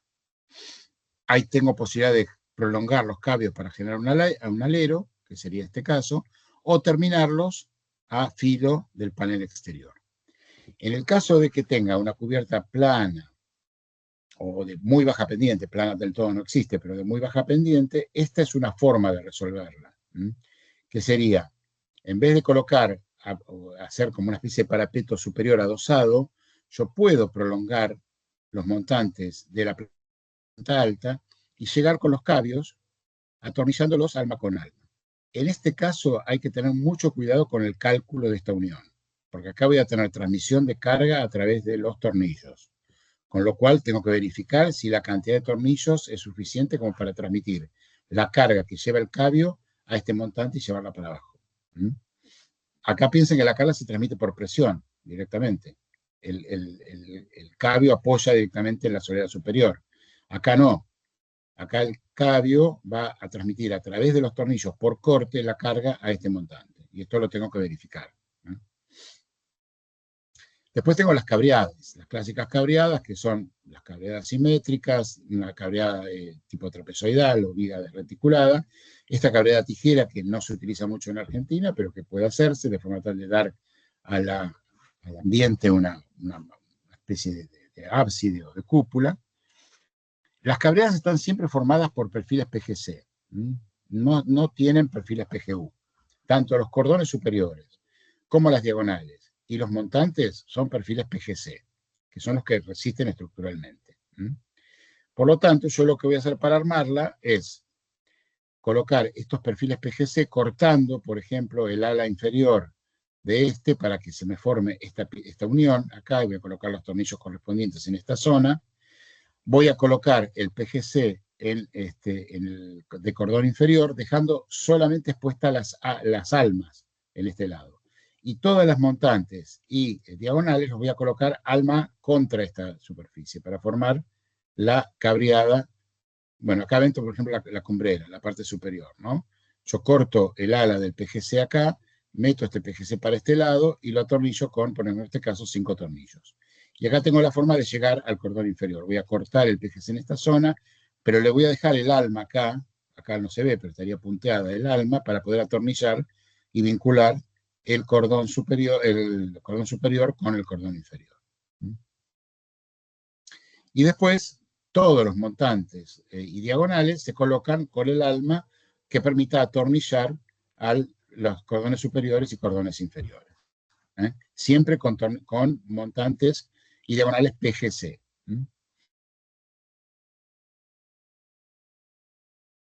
Bueno, acá tengo después cómo voy a rigidizar, esto lo vamos a ver mejor en esta diapositiva. Todas estas cabreadas tengo que darles rigidez para evitar el volcamiento. Entonces, lo que voy a hacer es primero colocar un perfil PGC chico, en general acá se utiliza un PGC de 70 por 0,9, que va a unir todos estos puntos, todos los puntos del cordón inferior en el cual se encuentran con el primer montante. Y en este punto voy a hacerlo en cada lugar, lo voy a hacer acá abajo y lo voy a hacer en cada uno de los montantes. Y después voy a generar en el pendolón central una viga reticulada, que es esta que ustedes ven acá en azul oscuro, que esa me va a servir para evitar el volcamiento de todo el conjunto de cabreadas. Es decir, cuando el viento actúa en esta zona, que va a haber un tímpano y va a transmitir el esfuerzo acá, bueno, este pendolón va a poder tomar parte de ese esfuerzo. La otra parte la vamos a tomar con la rigidización, como vamos a ver más adelante. Bueno, acá tenemos las cabreadas prolongadas un poquito para formar un alero, eso es una cosa bastante común. Y después, el cierre lateral de las cabreadas se hace con estos tabiques que se denominan tímpanos. Estos tabiques que son tímpanos son como paneles simples formados por solera PGU, solera inferior PGU y montantes PGC. Acá normalmente para vincular al sistema de cabreadas con el panel tímpano se utiliza este tipo de paneles acostados que se llaman normalmente panel escalera o escalerita, que permite después dar continuidad a todo el sistema de techos. Bueno, esto es una anécdota porque se pueden, por ejemplo, resolver los techos a 4 aguas. Fíjense que en ese caso voy a empezar a utilizar, a partir de este punto, cabreadas más chicas, trapezoidales más chicas. Y después, mediante perfiles o estos planos triangulares o estos paneles triangulares, voy a ir cerrando todos estos paños para generar justamente los techos a 4 aguas. Esto requiere bastante ingeniería de detalle en las uniones, porque bueno, tengo que pensar muy bien cómo voy a resolver, por ejemplo, estos nudos. A veces se requiere una chapa accesoria, a veces no, a veces prolongando directamente el ala y cortando lo puedo generar, pero esto hay que pensarlo muy bien antes de ejecutarlo para resolver estos puntos de unión, porque tengo generalmente confluencia de varios perfiles en este punto, pero se puede resolver. Lo mismo que las escaleras. Hay distintas formas de resolver las escaleras. Esta es la forma, una de las más comunes, que es sobre paneles verticales de apoyo. Yo voy a generar mini paneles, ¿no? Que son este que está acá, este que está acá, este que está acá. Y después lo que voy a hacer es generar otros paneles más chiquititos que van en horizontal, apoyados sobre estos que veíamos recién, y los voy a forrar con OSB para generar una escalera. A veces se utiliza la escalera apoyada sobre vigas de apoyo, que es colocar dos vigas, dos columnas, bueno, sí que son columnas o vigas de tipo dintel, ¿no? Con 2 PGC y 2 PGU, y a los cuales les voy a ir cortando unas PGU para formar esta escalerita que ustedes ven acá. Y después voy a unir con mini paneles para volver a generar la superficie de la escalera. Así que cualquiera de los dos métodos pueden resolver una escalera. A mí me gusta más el anterior, el de los montantes, porque acá aparecen esfuerzos importantes en este tornillo que está acá. En el otro no, es mucho más, el viaje de carga es mucho más puro, más sencillo. Acá vemos ejemplos de escaleras en distintas obras. Y ahora vamos a hablar de otro tema muy importante, que es la rigidización de paneles en su plano. Habíamos hablado hasta acá de la rigidización, el arrastramiento de los montantes en sí, tanto de los montantes como de las vigas de entrepiso. Pero el steel framing, como lo vimos antes, tiene en cada uno de estos puntos de unión 2 tornillos. En algunos constructores utilizan 1, algunos utilizan 2. Aunque utilicen 2, este punto, cada uno de estos puntos de unión, es una articulación. O sea, la solera puede moverse con respecto a la solera inferior cuando actúa una carga horizontal, que es inevitable. Todas las construcciones van a estar sometidas al viento, con lo cual siempre voy a tener un panel que va a recibir la carga de viento, por flexión la va a transmitir acá, a este punto y a este punto inferior. En el punto inferior no tengo problema porque lo voy a tomar, como vamos a ver, con las fijaciones especiales para tomar carga de viento, pero la parte superior se me va a transmitir a través de todo por ejemplo, entrepiso, y la voy a tener que tomar de alguna manera, si no lo que voy a pasar es esto, se va a deformar. Por lo tanto, los paneles de steel framing, que son paneles que van a recibir carga horizontal en la parte superior, los tengo que rigidizar en su plano. Hay 2 métodos de rigidización. Mediante placas de OSB, que se llama rigidización continua, o mediante cruces de San Andrés, que se denomina rigidización discreta. Cualquiera de los 2 métodos se puede utilizar, cada uno tiene sus ventajas y sus desventajas. La rigidización horizontal continua es la que utiliza placas de rigidización de madera. En la Argentina existen distintos tipos de placas de madera. El multilaminado fenólico se puede utilizar como, sí, como placa de rigidización. El problema que tienen los multinavegadores fenólicos de Argentina es que no están caracterizados. O sea, no tengo ninguna sello o constancia de cuánto van a resistir estos paneles sometidos, por ejemplo, a una acción de una fuerza horizontal separados 40 centímetros con apoyo cada 40. No están caracterizados. Recién ahora, en Argentina se va a comenzar a tratar el año que viene la norma IRAM, creo que la 9671, que va a permitir la caracterización tanto de tableros de OSB, que son tableros de maderas, de astillas de madera, como de multinavegadores fenólicos, para poder caracterizarlos y generar estos sellos, que son sellos, en este caso es APA, que es el sello del American Plywood Association, o puede ser el sello TECO, que son sellos de Europa, pero que me permiten caracterizar la placa. Es decir, saber exactamente cuál va a ser la posibilidad que tengo de separar las vigas de apoyo, los montantes de apoyo, cuánto es la carga máxima que soportan entre montantes, es decir, una caracterización física o mecánica. Lamentablemente los multinavegadores fenólicos que pueden funcionar muy bien no están caracterizados, con lo cual por ahora y hasta tanto existe esa norma IRAM y los fabricantes argentinos empiecen a caracterizar sus fenólicos, la única forma de utilizar, o sea, de generar diafragma de rigidización es mediante placas de OSB con sello APA. Así que por ahora es lo único que podemos utilizar, porque conocemos cómo funciona. Estas placas, ¿cómo funcionan? Funcionan atornilladas a los montantes, con un patrón de atornillado que ya vamos a ver, para permitir que la carga horizontal que actúa en esta parte superior se vaya distribuyendo a lo largo de la placa y llegue a la fundación, en forma continua. Para esto necesita un cierto patrón de atornillado y una cierta configuración de las placas. Fíjense que una regla importante es que no puede haber, por ejemplo, puntos en los cuales las placas confluyan con una abertura. En este punto, seguramente, si yo coloco las placas de esta manera, voy a tener una fisura. Las placas tienen que colocarse de forma tal de que existan siempre superficies continuas de placa alrededor de las aberturas, como vemos acá en esta puerta. No evitando este punto de acá, esto no es correcto. ¿Cuál es el patrón de atornillado? Bueno, el patrón de atornillado para que la placa de OSB funcione como placa, primero, tengo que utilizar tornillos, acuérdense, T2 con alas. Tengo que colocar un tornillo cada 50 milímetros en 3 bolillos en la unión de cada placa. Es decir, 100 milímetros de cada lado, de forma tal de que el 3 bolillos tenga 50 milímetros entre enfrentados los tornillos de 2 placas contiguas.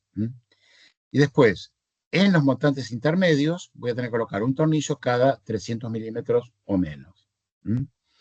Voy a tener que colocar también un tornillo cada 50 milímetros en la solera superior y en la solera inferior. Con esta configuración de tornillos, voy a poder considerar que la placa está funcionando como diafragma de rigidización, porque los esfuerzos se van a transmitir a través de la placa de la madera y a través de los tornillos van a pasar a los montantes que van a colaborar con las placas para llevar toda esta fuerza a la parte inferior. Algo importante, espesores de las placas. Bueno, estamos realizando ahora la norma IRAM de steel framing, que va a decir que para paneles verticales, el espesor de las placas tiene que ser como mínimo de 11,1 milímetros y para entrepisos tiene que ser de 18 milímetros. Siempre placas con caracterización APA. Fíjense que, vuelvo a repetir, las placas tienen que colocarse en forma trabada. Acá tenemos una vivienda de 2 plantas. Fíjense, acá tenemos una cubierta y acá tenemos un entrepiso. Bueno, las placas, no puedo colocar la placa en este entrepiso y acá arrancar con otra placa para acá, porque no habría una transmisión de fuerzas correcta entre el piso superior y el piso inferior. Con lo cual yo tengo que colocar una placa más chica acá, colocar una placa entera acá que me abarque la parte inferior del piso superior y la parte superior del piso inferior, y después terminar con placas en la parte superior. Siempre respetando, acuérdense, que no existan en los vanos puntos en los que se encuentren placas. Esto lo que va a garantizar es que el esfuerzo de viento que actúa acá y actúa acá, a través de todo este sistema de placas y tornillos, se transmita a la fundación. Bueno, El entrepiso funciona también como un panel, es decir, que tiene que permitir trasladar cargas en su plano. La carga de viento que actúa de este lado va a incidir sobre este panel y va a mover, a apoyar sobre todo este entrepiso, que tiene que funcionar como un conjunto. Solamente los flejes que habíamos colocado acá eran para impedir la rotación de las vigas, pero no para la rigidez en su plano. Una cosa importante que yo les dije que les iba a comentar es que cuando yo utilizo este patrón de atornillado, por ejemplo, que tengo 300 milímetros entre tornillo y tornillo en un montante intermedio, puedo considerar que este montante ya se encuentra arriostrado. Por eso, cuando ustedes vean las tablas de carga le van a decir que, bueno, si considero que el montante está arriostrado por la placa de madera, la carga que puede soportar es mayor que un montante que estuviese solamente rigizado mediante un fleje. Así que eso es importante tenerlo en cuenta. A veces puede ocurrir de que,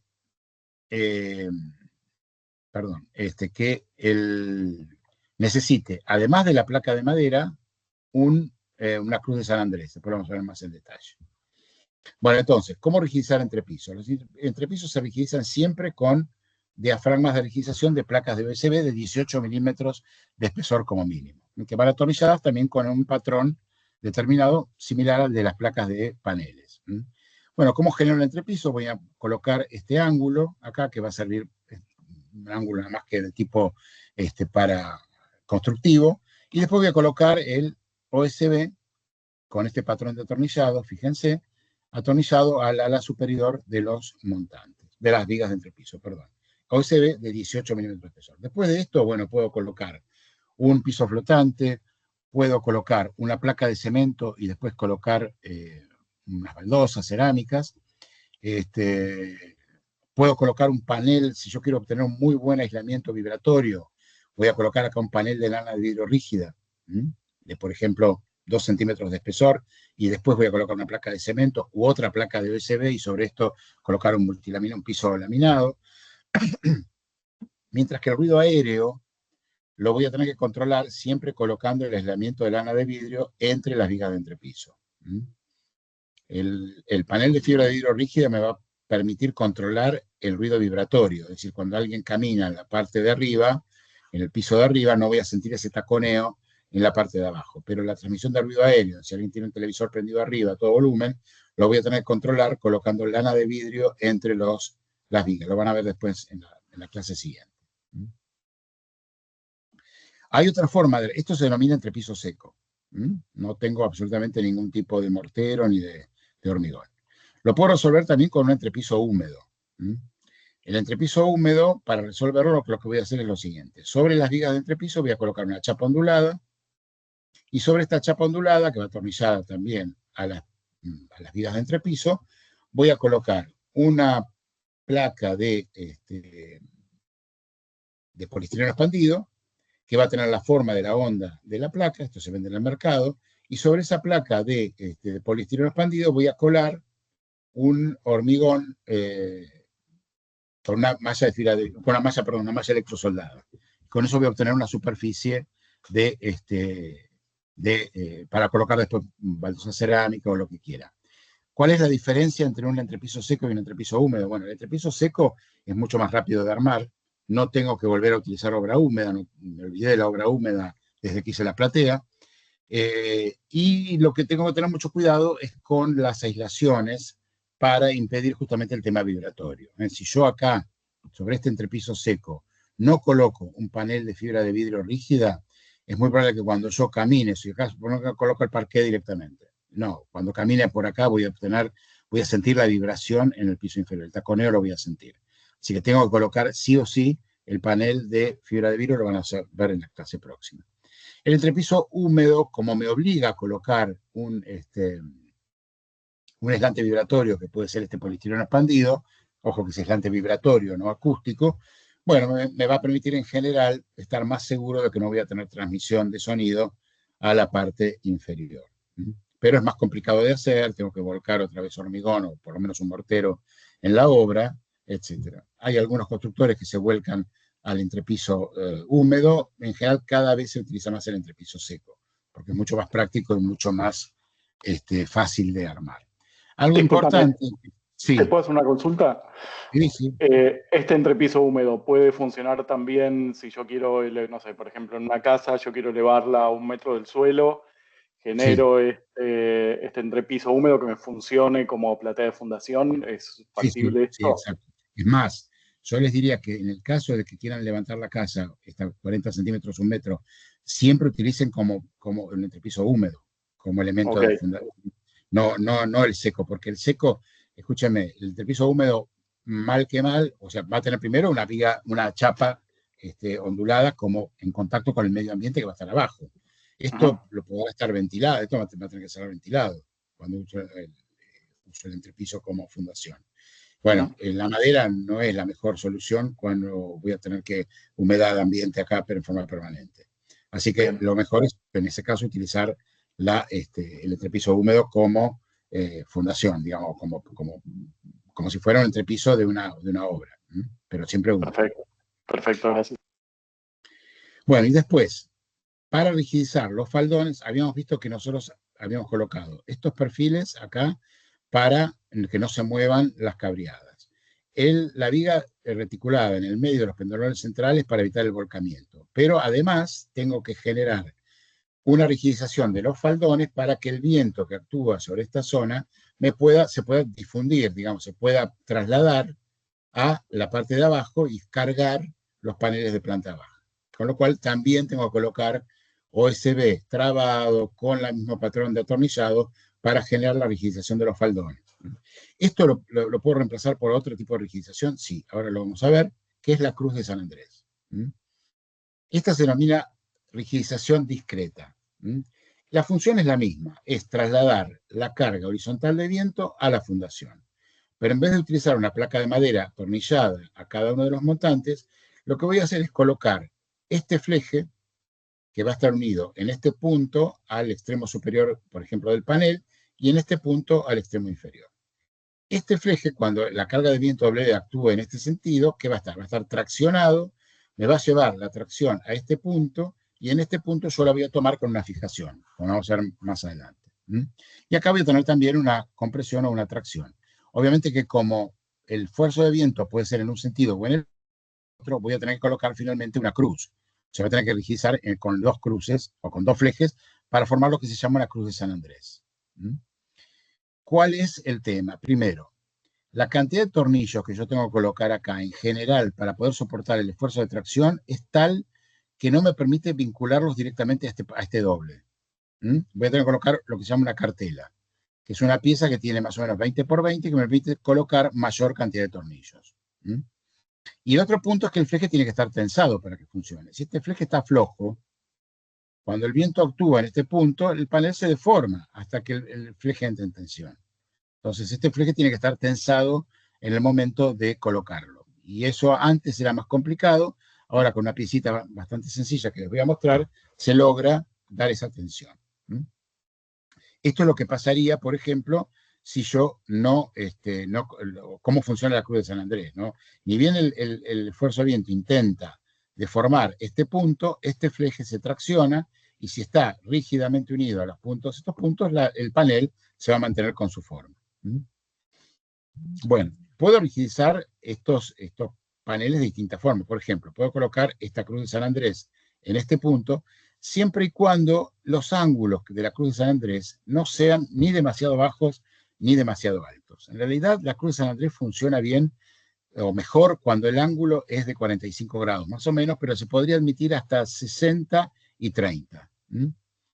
Acá ven el detalle de cómo el fleje va unido a el montante de que está acá, que es un doble, como mínimo tiene que ser un doble, mediante una cartela. Y en este punto yo voy a tener que colocar una fijación. Lo vamos a ver ahora más adelante. El fleje es un fleje más ancho en general que los flejes para arrastramiento y lo tengo que calcular. El fleje de arrastramiento no se calcula. Se usa un fleje de 50 por 0,3 porque no tiene carga. O por 0,5, perdón, porque no tiene carga. Este fleje tiene carga, con lo cual lo tengo que verificar a tracción. Las características de estos flejes también están indicadas, y de las cartelas también, en la IRA-MIAS U500-261. Ahora, ¿qué pasa si yo el fleje lo coloco flojo. Si el fleje lo coloco flojo, este panel va a intentar deformarse, se va a deformar hasta un punto tal en que el fleje entra en tensión, lo cual no es admisible. Entonces lo tengo que tensar.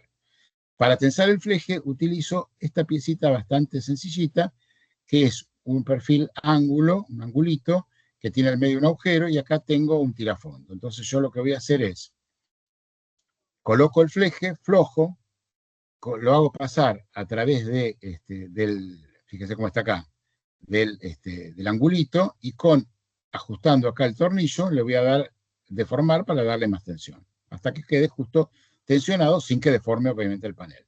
Y de esa manera, cuando actúe la carga, bueno, el fleje ya va a estar tensionado y por lo tanto va a tomar inmediatamente la carga de tracción. La colocación de los flejes de Cruz de San Andrés no exime de colocar los flejes de strapping. Los flejes de strapping, acuérdense, son para evitar la rotación de los montantes. Un error que se ve muchas veces en las obras es que el fleje de rigidización lo atornillan a cada uno de los montantes.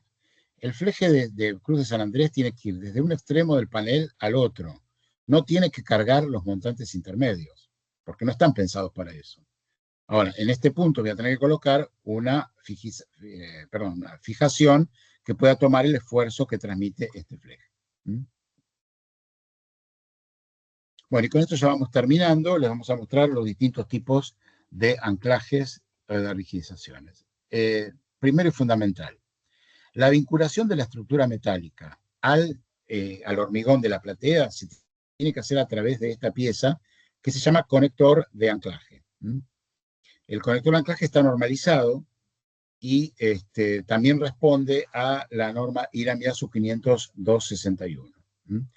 Este conector va a estar vinculado a un doble, en este punto, por ejemplo, acá, tiene que estar siempre vinculado a un doble, y por otro lado va a tener un agujero en la parte inferior que va a permitir colocar un perno que va a estar incluido dentro del hormigón. Hay distintas formas de adherir ese perno o la varilla estructural al hormigón. Yo voy a mostrarles la más sencilla, que es con el químico de ampolla. Acá lo que se hace es, primero perforar el hormigón con una mecha, voy a limpiar muy bien el agujero y voy a introducir el cartucho que tiene los dos componentes. Es un epoxi de dos componentes. Es un cartucho de vidrio que tiene los dos componentes. Después voy a presentar la varilla roscada con la atornilladora, y lo que voy a hacer es empezar a introducir la varilla roscada. La varilla va a romper el cartucho de vidrio, va a mezclar los dos componentes y va a quedar unida al hormigón. Este tipo de unión tiene muy alta resistencia al arrancamiento. Cada uno de los tipos de anclajes de ampolla o los químicos de ampolla tienen tabulada cuál es la capacidad que tiene la tracción, por ejemplo, de acuerdo con el tipo de hormigón que tenga en la platea. Así que este es el anclaje químico, es el más usado. Después que tengo colocada la varilla roscada, tengo que esperar que el anclaje epoxi obviamente cure y endurezca. Ojo que esto va a depender mucho también de la temperatura. Acuérdense que los epoxis con temperaturas muy bajas tardan muchísimo tiempo en fraguar. Bueno, y son siempre estos anclajes, ¿dónde van? Y bueno, en general van en todas las esquinas, pero también pueden ir en puntos intermedios. Esto lo determina el cálculo estructural. De acuerdo a la carga de viento que yo tenga, voy a tener que colocar, por ejemplo, en montantes intermedios, voy a tener que colocar anclajes no solo en las esquinas, sino anclajes de tracción. Esto lo determina el cálculo estructural, pero en el lugar donde vaya este anclaje, el anclaje manda a que haya un doble, para que pueda transmitirse correctamente la fuerza a través de los tornillos. La forma más correcta de colocar esto es colocar en la platea, una vez que tengo armado la estructura, colocar en la platea, en la solera, colocar la varilla roscada con el procedimiento que yo les dije antes. Perforo el hormigón, limpio, coloco la ampolla y coloco la varilla roscada. Y después voy a presentar el anclaje, lo voy a presentar, con lo cual esto tiene que estar bien replanteado. Y una vez que está presentado, voy a colocar la tuerca, la arandela, la voy a ajustar y después voy a colocar los tornillos, que son tornillos hexagonales que van a vincular el anclaje de tracción al doble. ¿Por qué se hace esto así, dejándolo primero? Porque es más complicado venir, una vez que yo podría decir, bueno, coloco y presento el anclaje de tracción y después hago la perforación atravesando todo esto. Bueno, es más complicado moverse en este espacio reducido. Piensen que esta separación en un PGC de 100 es relativamente pequeña, con lo cual se hace un poco complicado, más complicado cuando tengo acá un espacio muy reducido. Fíjense que esto es más chico todavía que la separación entre las pestañas del PGC, colocar la varilla roscada, con lo cual es conveniente presentar la varilla roscada antes de colocar el anclaje de tracción. Y cuando tengo una esquina, bueno, el anclaje de tracción, como las esquinas siempre me requieren un doble, voy a colocarlo siempre contra el doble. Bueno, ahora, estos anclajes los voy a colocar una vez que la estructura está totalmente rigidizada, o sea, tengo totalmente rigidizada la estructura, y también tengo colocados los anclajes provisorios, que eran estos tarugos del 8 que iban en la parte inferior.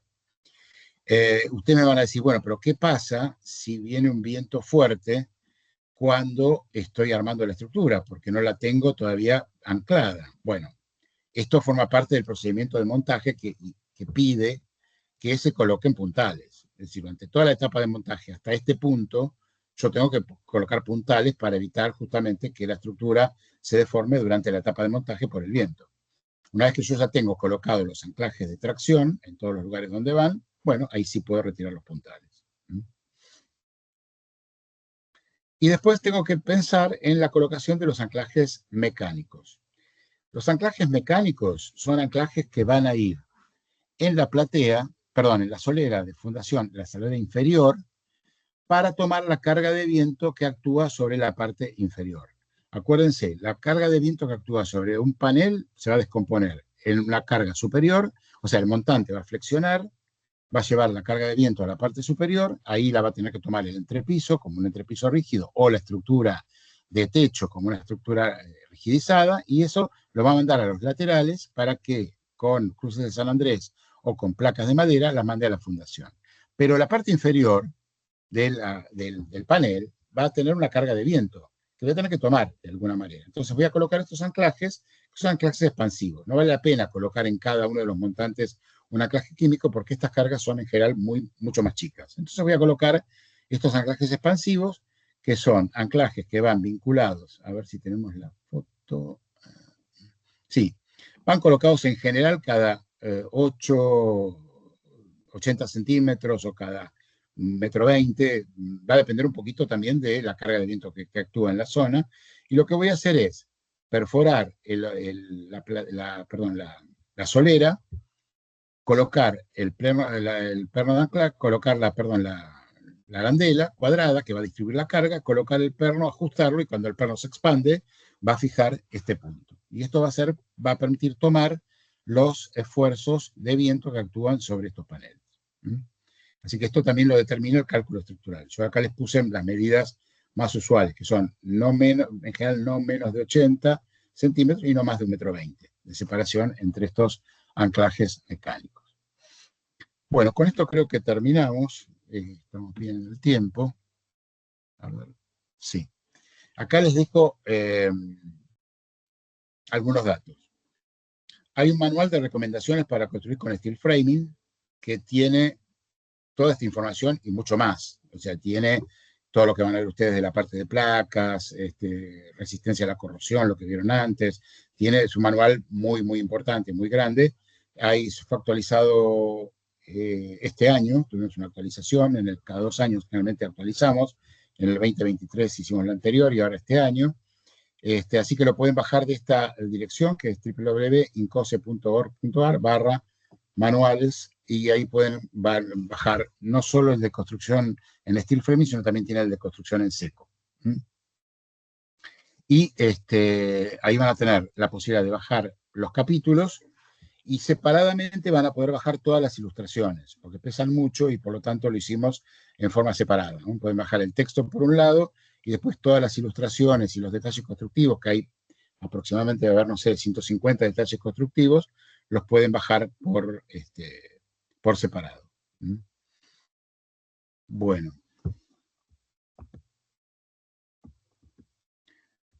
Francisco, ahí Sí. capturé la dirección, la puse en el chat y la voy a pasar por el grupo Sí. también. Yo ahora, esperen, si me esperan un segundito, porque no lo copié, no sé si copiaron, bueno, o quieren que copie los software. A ver, tengo que un segundito. Voy a volver acá.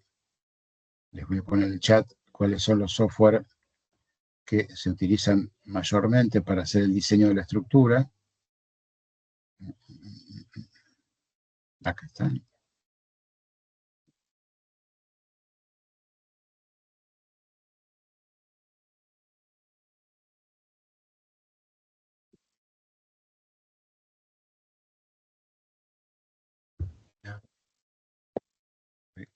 El chat. Perdón, ¿va a dar Mm. acceso al PPT este que mostró recién? Sí, Mariano, sí, después se va a dar acceso, ¿no? Al PPT. Sí, lo que explicábamos, Sebastián. Sí. ¿Cómo estás, Seba? Lo que estábamos hablando, que nosotros en general lo que hacemos es, una vez concluido el curso, juntamos toda la información de todas las clases y lo compartimos como un solo documento. Mientras tanto, todo lo que vamos viendo y las clases que vamos grabando las vamos subiendo al canal de YouTube, cosa de que puedan ir siguiéndola, viendo una repetición, o en todo caso, si se perdieron una parte, la puedan ver ahí, y al final del curso entregamos, digamos, siempre y cuando, en este caso, Francisco está aprobándolo, pero generalmente lo que hacemos es buscar la forma de generar un documento único, ordenado, para compartir. Porque muchas veces los slides que ellos muestran durante la clase no son los mismos que después compartimos como documento, ¿entendés? Me pasa a mí también con las clases mías, que a veces tengo, no sé, 50 slides para dar una teórica, pero después cuando lo comparto en el campo o algo, lo reduzco a 10, 15, 20 slides. No, en este caso pueden quedar tal cual como están. Inclusive, bueno, yo en este caso tuve que modificar un poco. Vieron que yo separé con las carátulas de las distintas secciones con la estética del INCOSE, pero el resto lo dejé en blanco porque es mucho más práctico. Si no, si utilizo la del INCOSE me deja un espacio muy chiquitito como para poder dibujar o para hacer los esquemas. Así que en realidad son solo las carátulas lo que está de acuerdo a lo que el INCOSE pide como estética de la PPT, pero bueno, me parece que hay que privilegiar un poco la claridad más que esto. Así que sí, no hay problema. Ahí les copié en el chat las páginas web de los distintos software para que la vean. Ya les digo que Vertex y Structsoft son softwares que cuestan licencias de $6.000, $9.000, con lo cual son poco accesibles. En cambio, el Sketch Framer es gratuito, con lo cual es una herramienta muy buena, muy fácil de usar, muy intuitiva como para poder hacer diseño. Vuelvo a repetir, no es cálculo, sino diseño. La estructura después se puede calcular utilizando cualquier programa de cálculo de estructuras metálicas. El RAM, el Robot, cualquier programa que se utilice para cálculo de estructuras metálicas, tiene generalmente una sección destinada a perfiles livianos. Acuérdense que en los perfiles livianos la forma de calcular es diferente de los perfiles laminados. Mientras que los perfiles laminados siguen el CIRSOC 303, el 301, que sería el equivalente a la norma AISC americana. Los perfiles de chapa delgada como estos son perfiles que se calculan de acuerdo al CIRSOC 303, que tiene como base la norma AISI americana. Así que el software no es el mismo que se utiliza para los perfiles pesados. Lo que pasa es que todos los programas de cálculo tienen las dos posibilidades, calcular perfiles pesados o calcular perfiles livianos con la norma AISC. Así que no hay problema. Pero recuerden siempre... Sí, Francisco, bueno, ahí compartimos también en los grupos las direcciones que mandaste del Vertex y del Sketch Framer. Perfecto. Y yo quería abrir a consultas. Si alguien quiere hacer alguna consulta, abra micrófono. Y Hola, lo ¿qué tal? escuchamos. ¿Qué tal? Yo tengo una consulta. ¿Qué tal? Buenas noches. Es del tema del principio, de paneles. No me quedó claro una cosa de los encuentros entre paneles inclinados por el gráfico que mostraron. A ver. Mi pregunta es si no habría una desvinculación estructural porque como que no se ve que las montantes se están uniendo, sino que se une por las placas. ¿Cómo sería eso? Bien. Sí, sí. La placa de unión es una placa en general bastante gruesa. Yo dije que espesor 1,6, a veces es 2 milímetros. Esa Ok. placa de unión tiene que estar atornillada a todos los montantes con un patrón de atornillado también de un tornillo cada 10 centímetros. Con lo cual ahí garantizás la unión de los dos paneles, para que no haya ningún Buenísimo. tipo de problema. Pero son chapas gruesas, te digo, de 1,6 como mínimo, y con tornillos colocados en todos los montantes que forman la unión está inclinada cada 10 centímetros, con lo cual tenés Bueno, una buena vinculación entre los dos paneles. claro. Bien. Bueno, ahora eso. Gracias. No, por favor. Hola, De nada, Francisco. Brenda. ¿Sí? ¿Alguien más? Sí, yo. Hola, ¿cómo va? Sí. Muchas gracias ¿Qué por la tal? clase. Hola. Te quería hacer una consulta sobre cómo sería para ejecutar. Imaginemos, ¿no? Que tenemos un balcón, por ejemplo, o algo, un entrepiso que se va a mojar, que va a estar expuesto al exterior. Sí, La mejor solución sería hacer como un encofrado perdido, ¿no? En ese caso, como el de chapa que mostraste. sí, claro. Porque, Sí, por sí, sí, ejemplo, sí.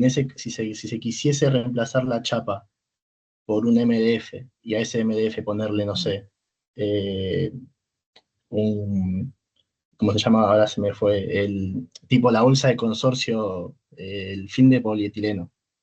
Y ahí arriba colada el hormigón. ¿Eso no sería factible? Sí, factible es, pero yo no te lo aconsejo. No me gustan esas soluciones en las cuales hay, primero, MDF no.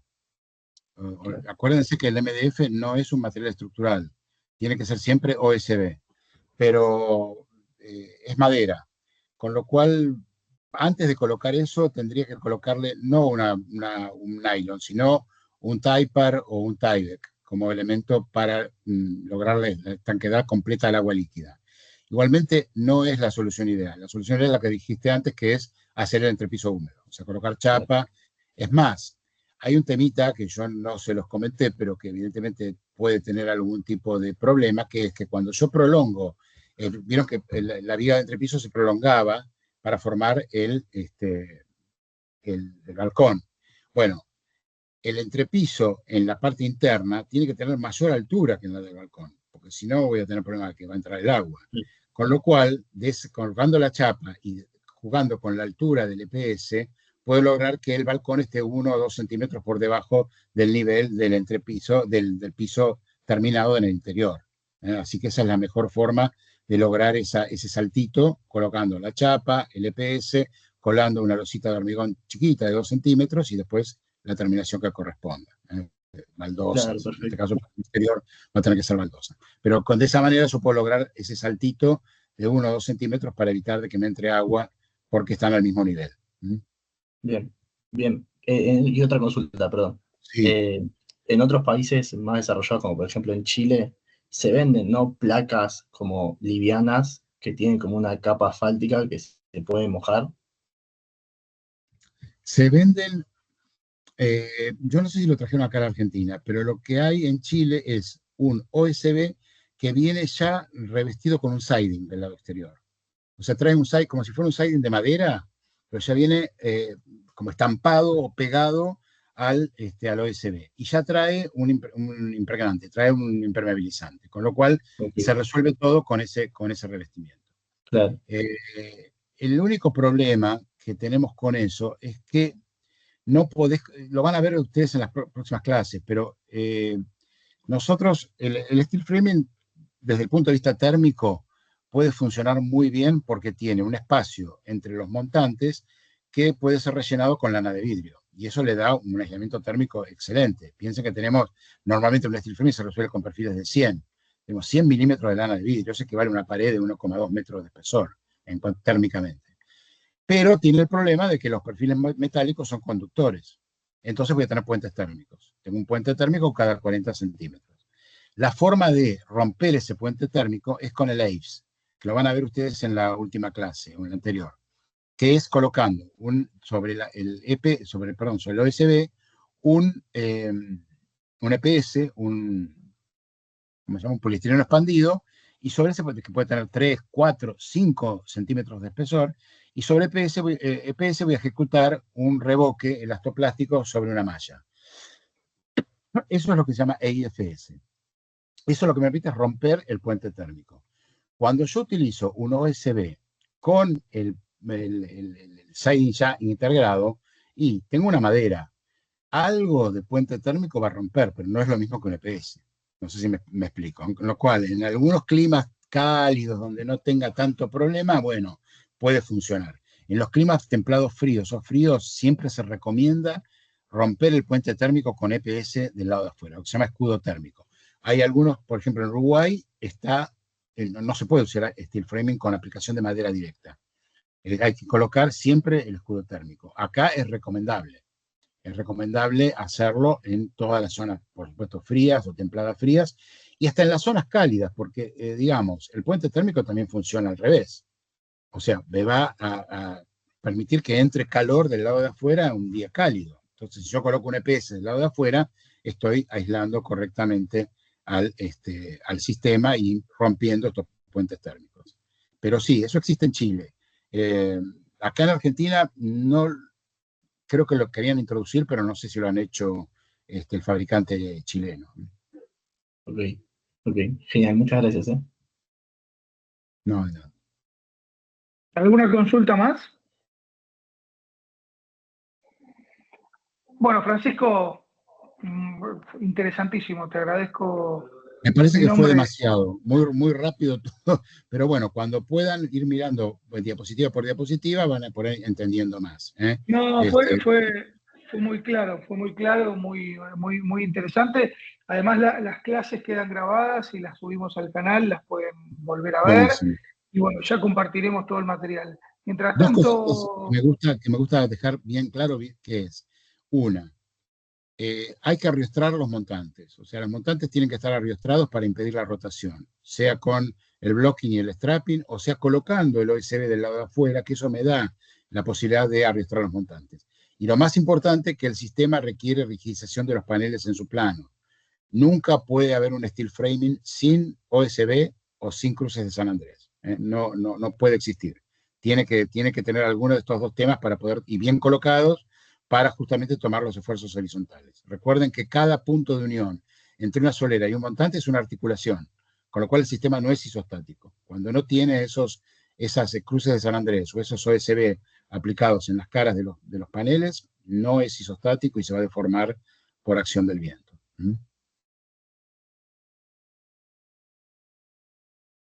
Fantástico. Bueno, bárbaro. Muchísimas gracias. No, gracias. Nosotros nos volvemos a ver el jueves que viene en este curso. Los que estén en el curso de energías renovables nos vemos mañana acá en la facultad presencialmente. Así que nada más que volver a agradecerte, Francisco, saludarlos a todos y que tengan un buen fin de semana. Nos vemos la semana próxima. Chao, gracias. Gracias, buenas noches. Chao, gracias. Gracias.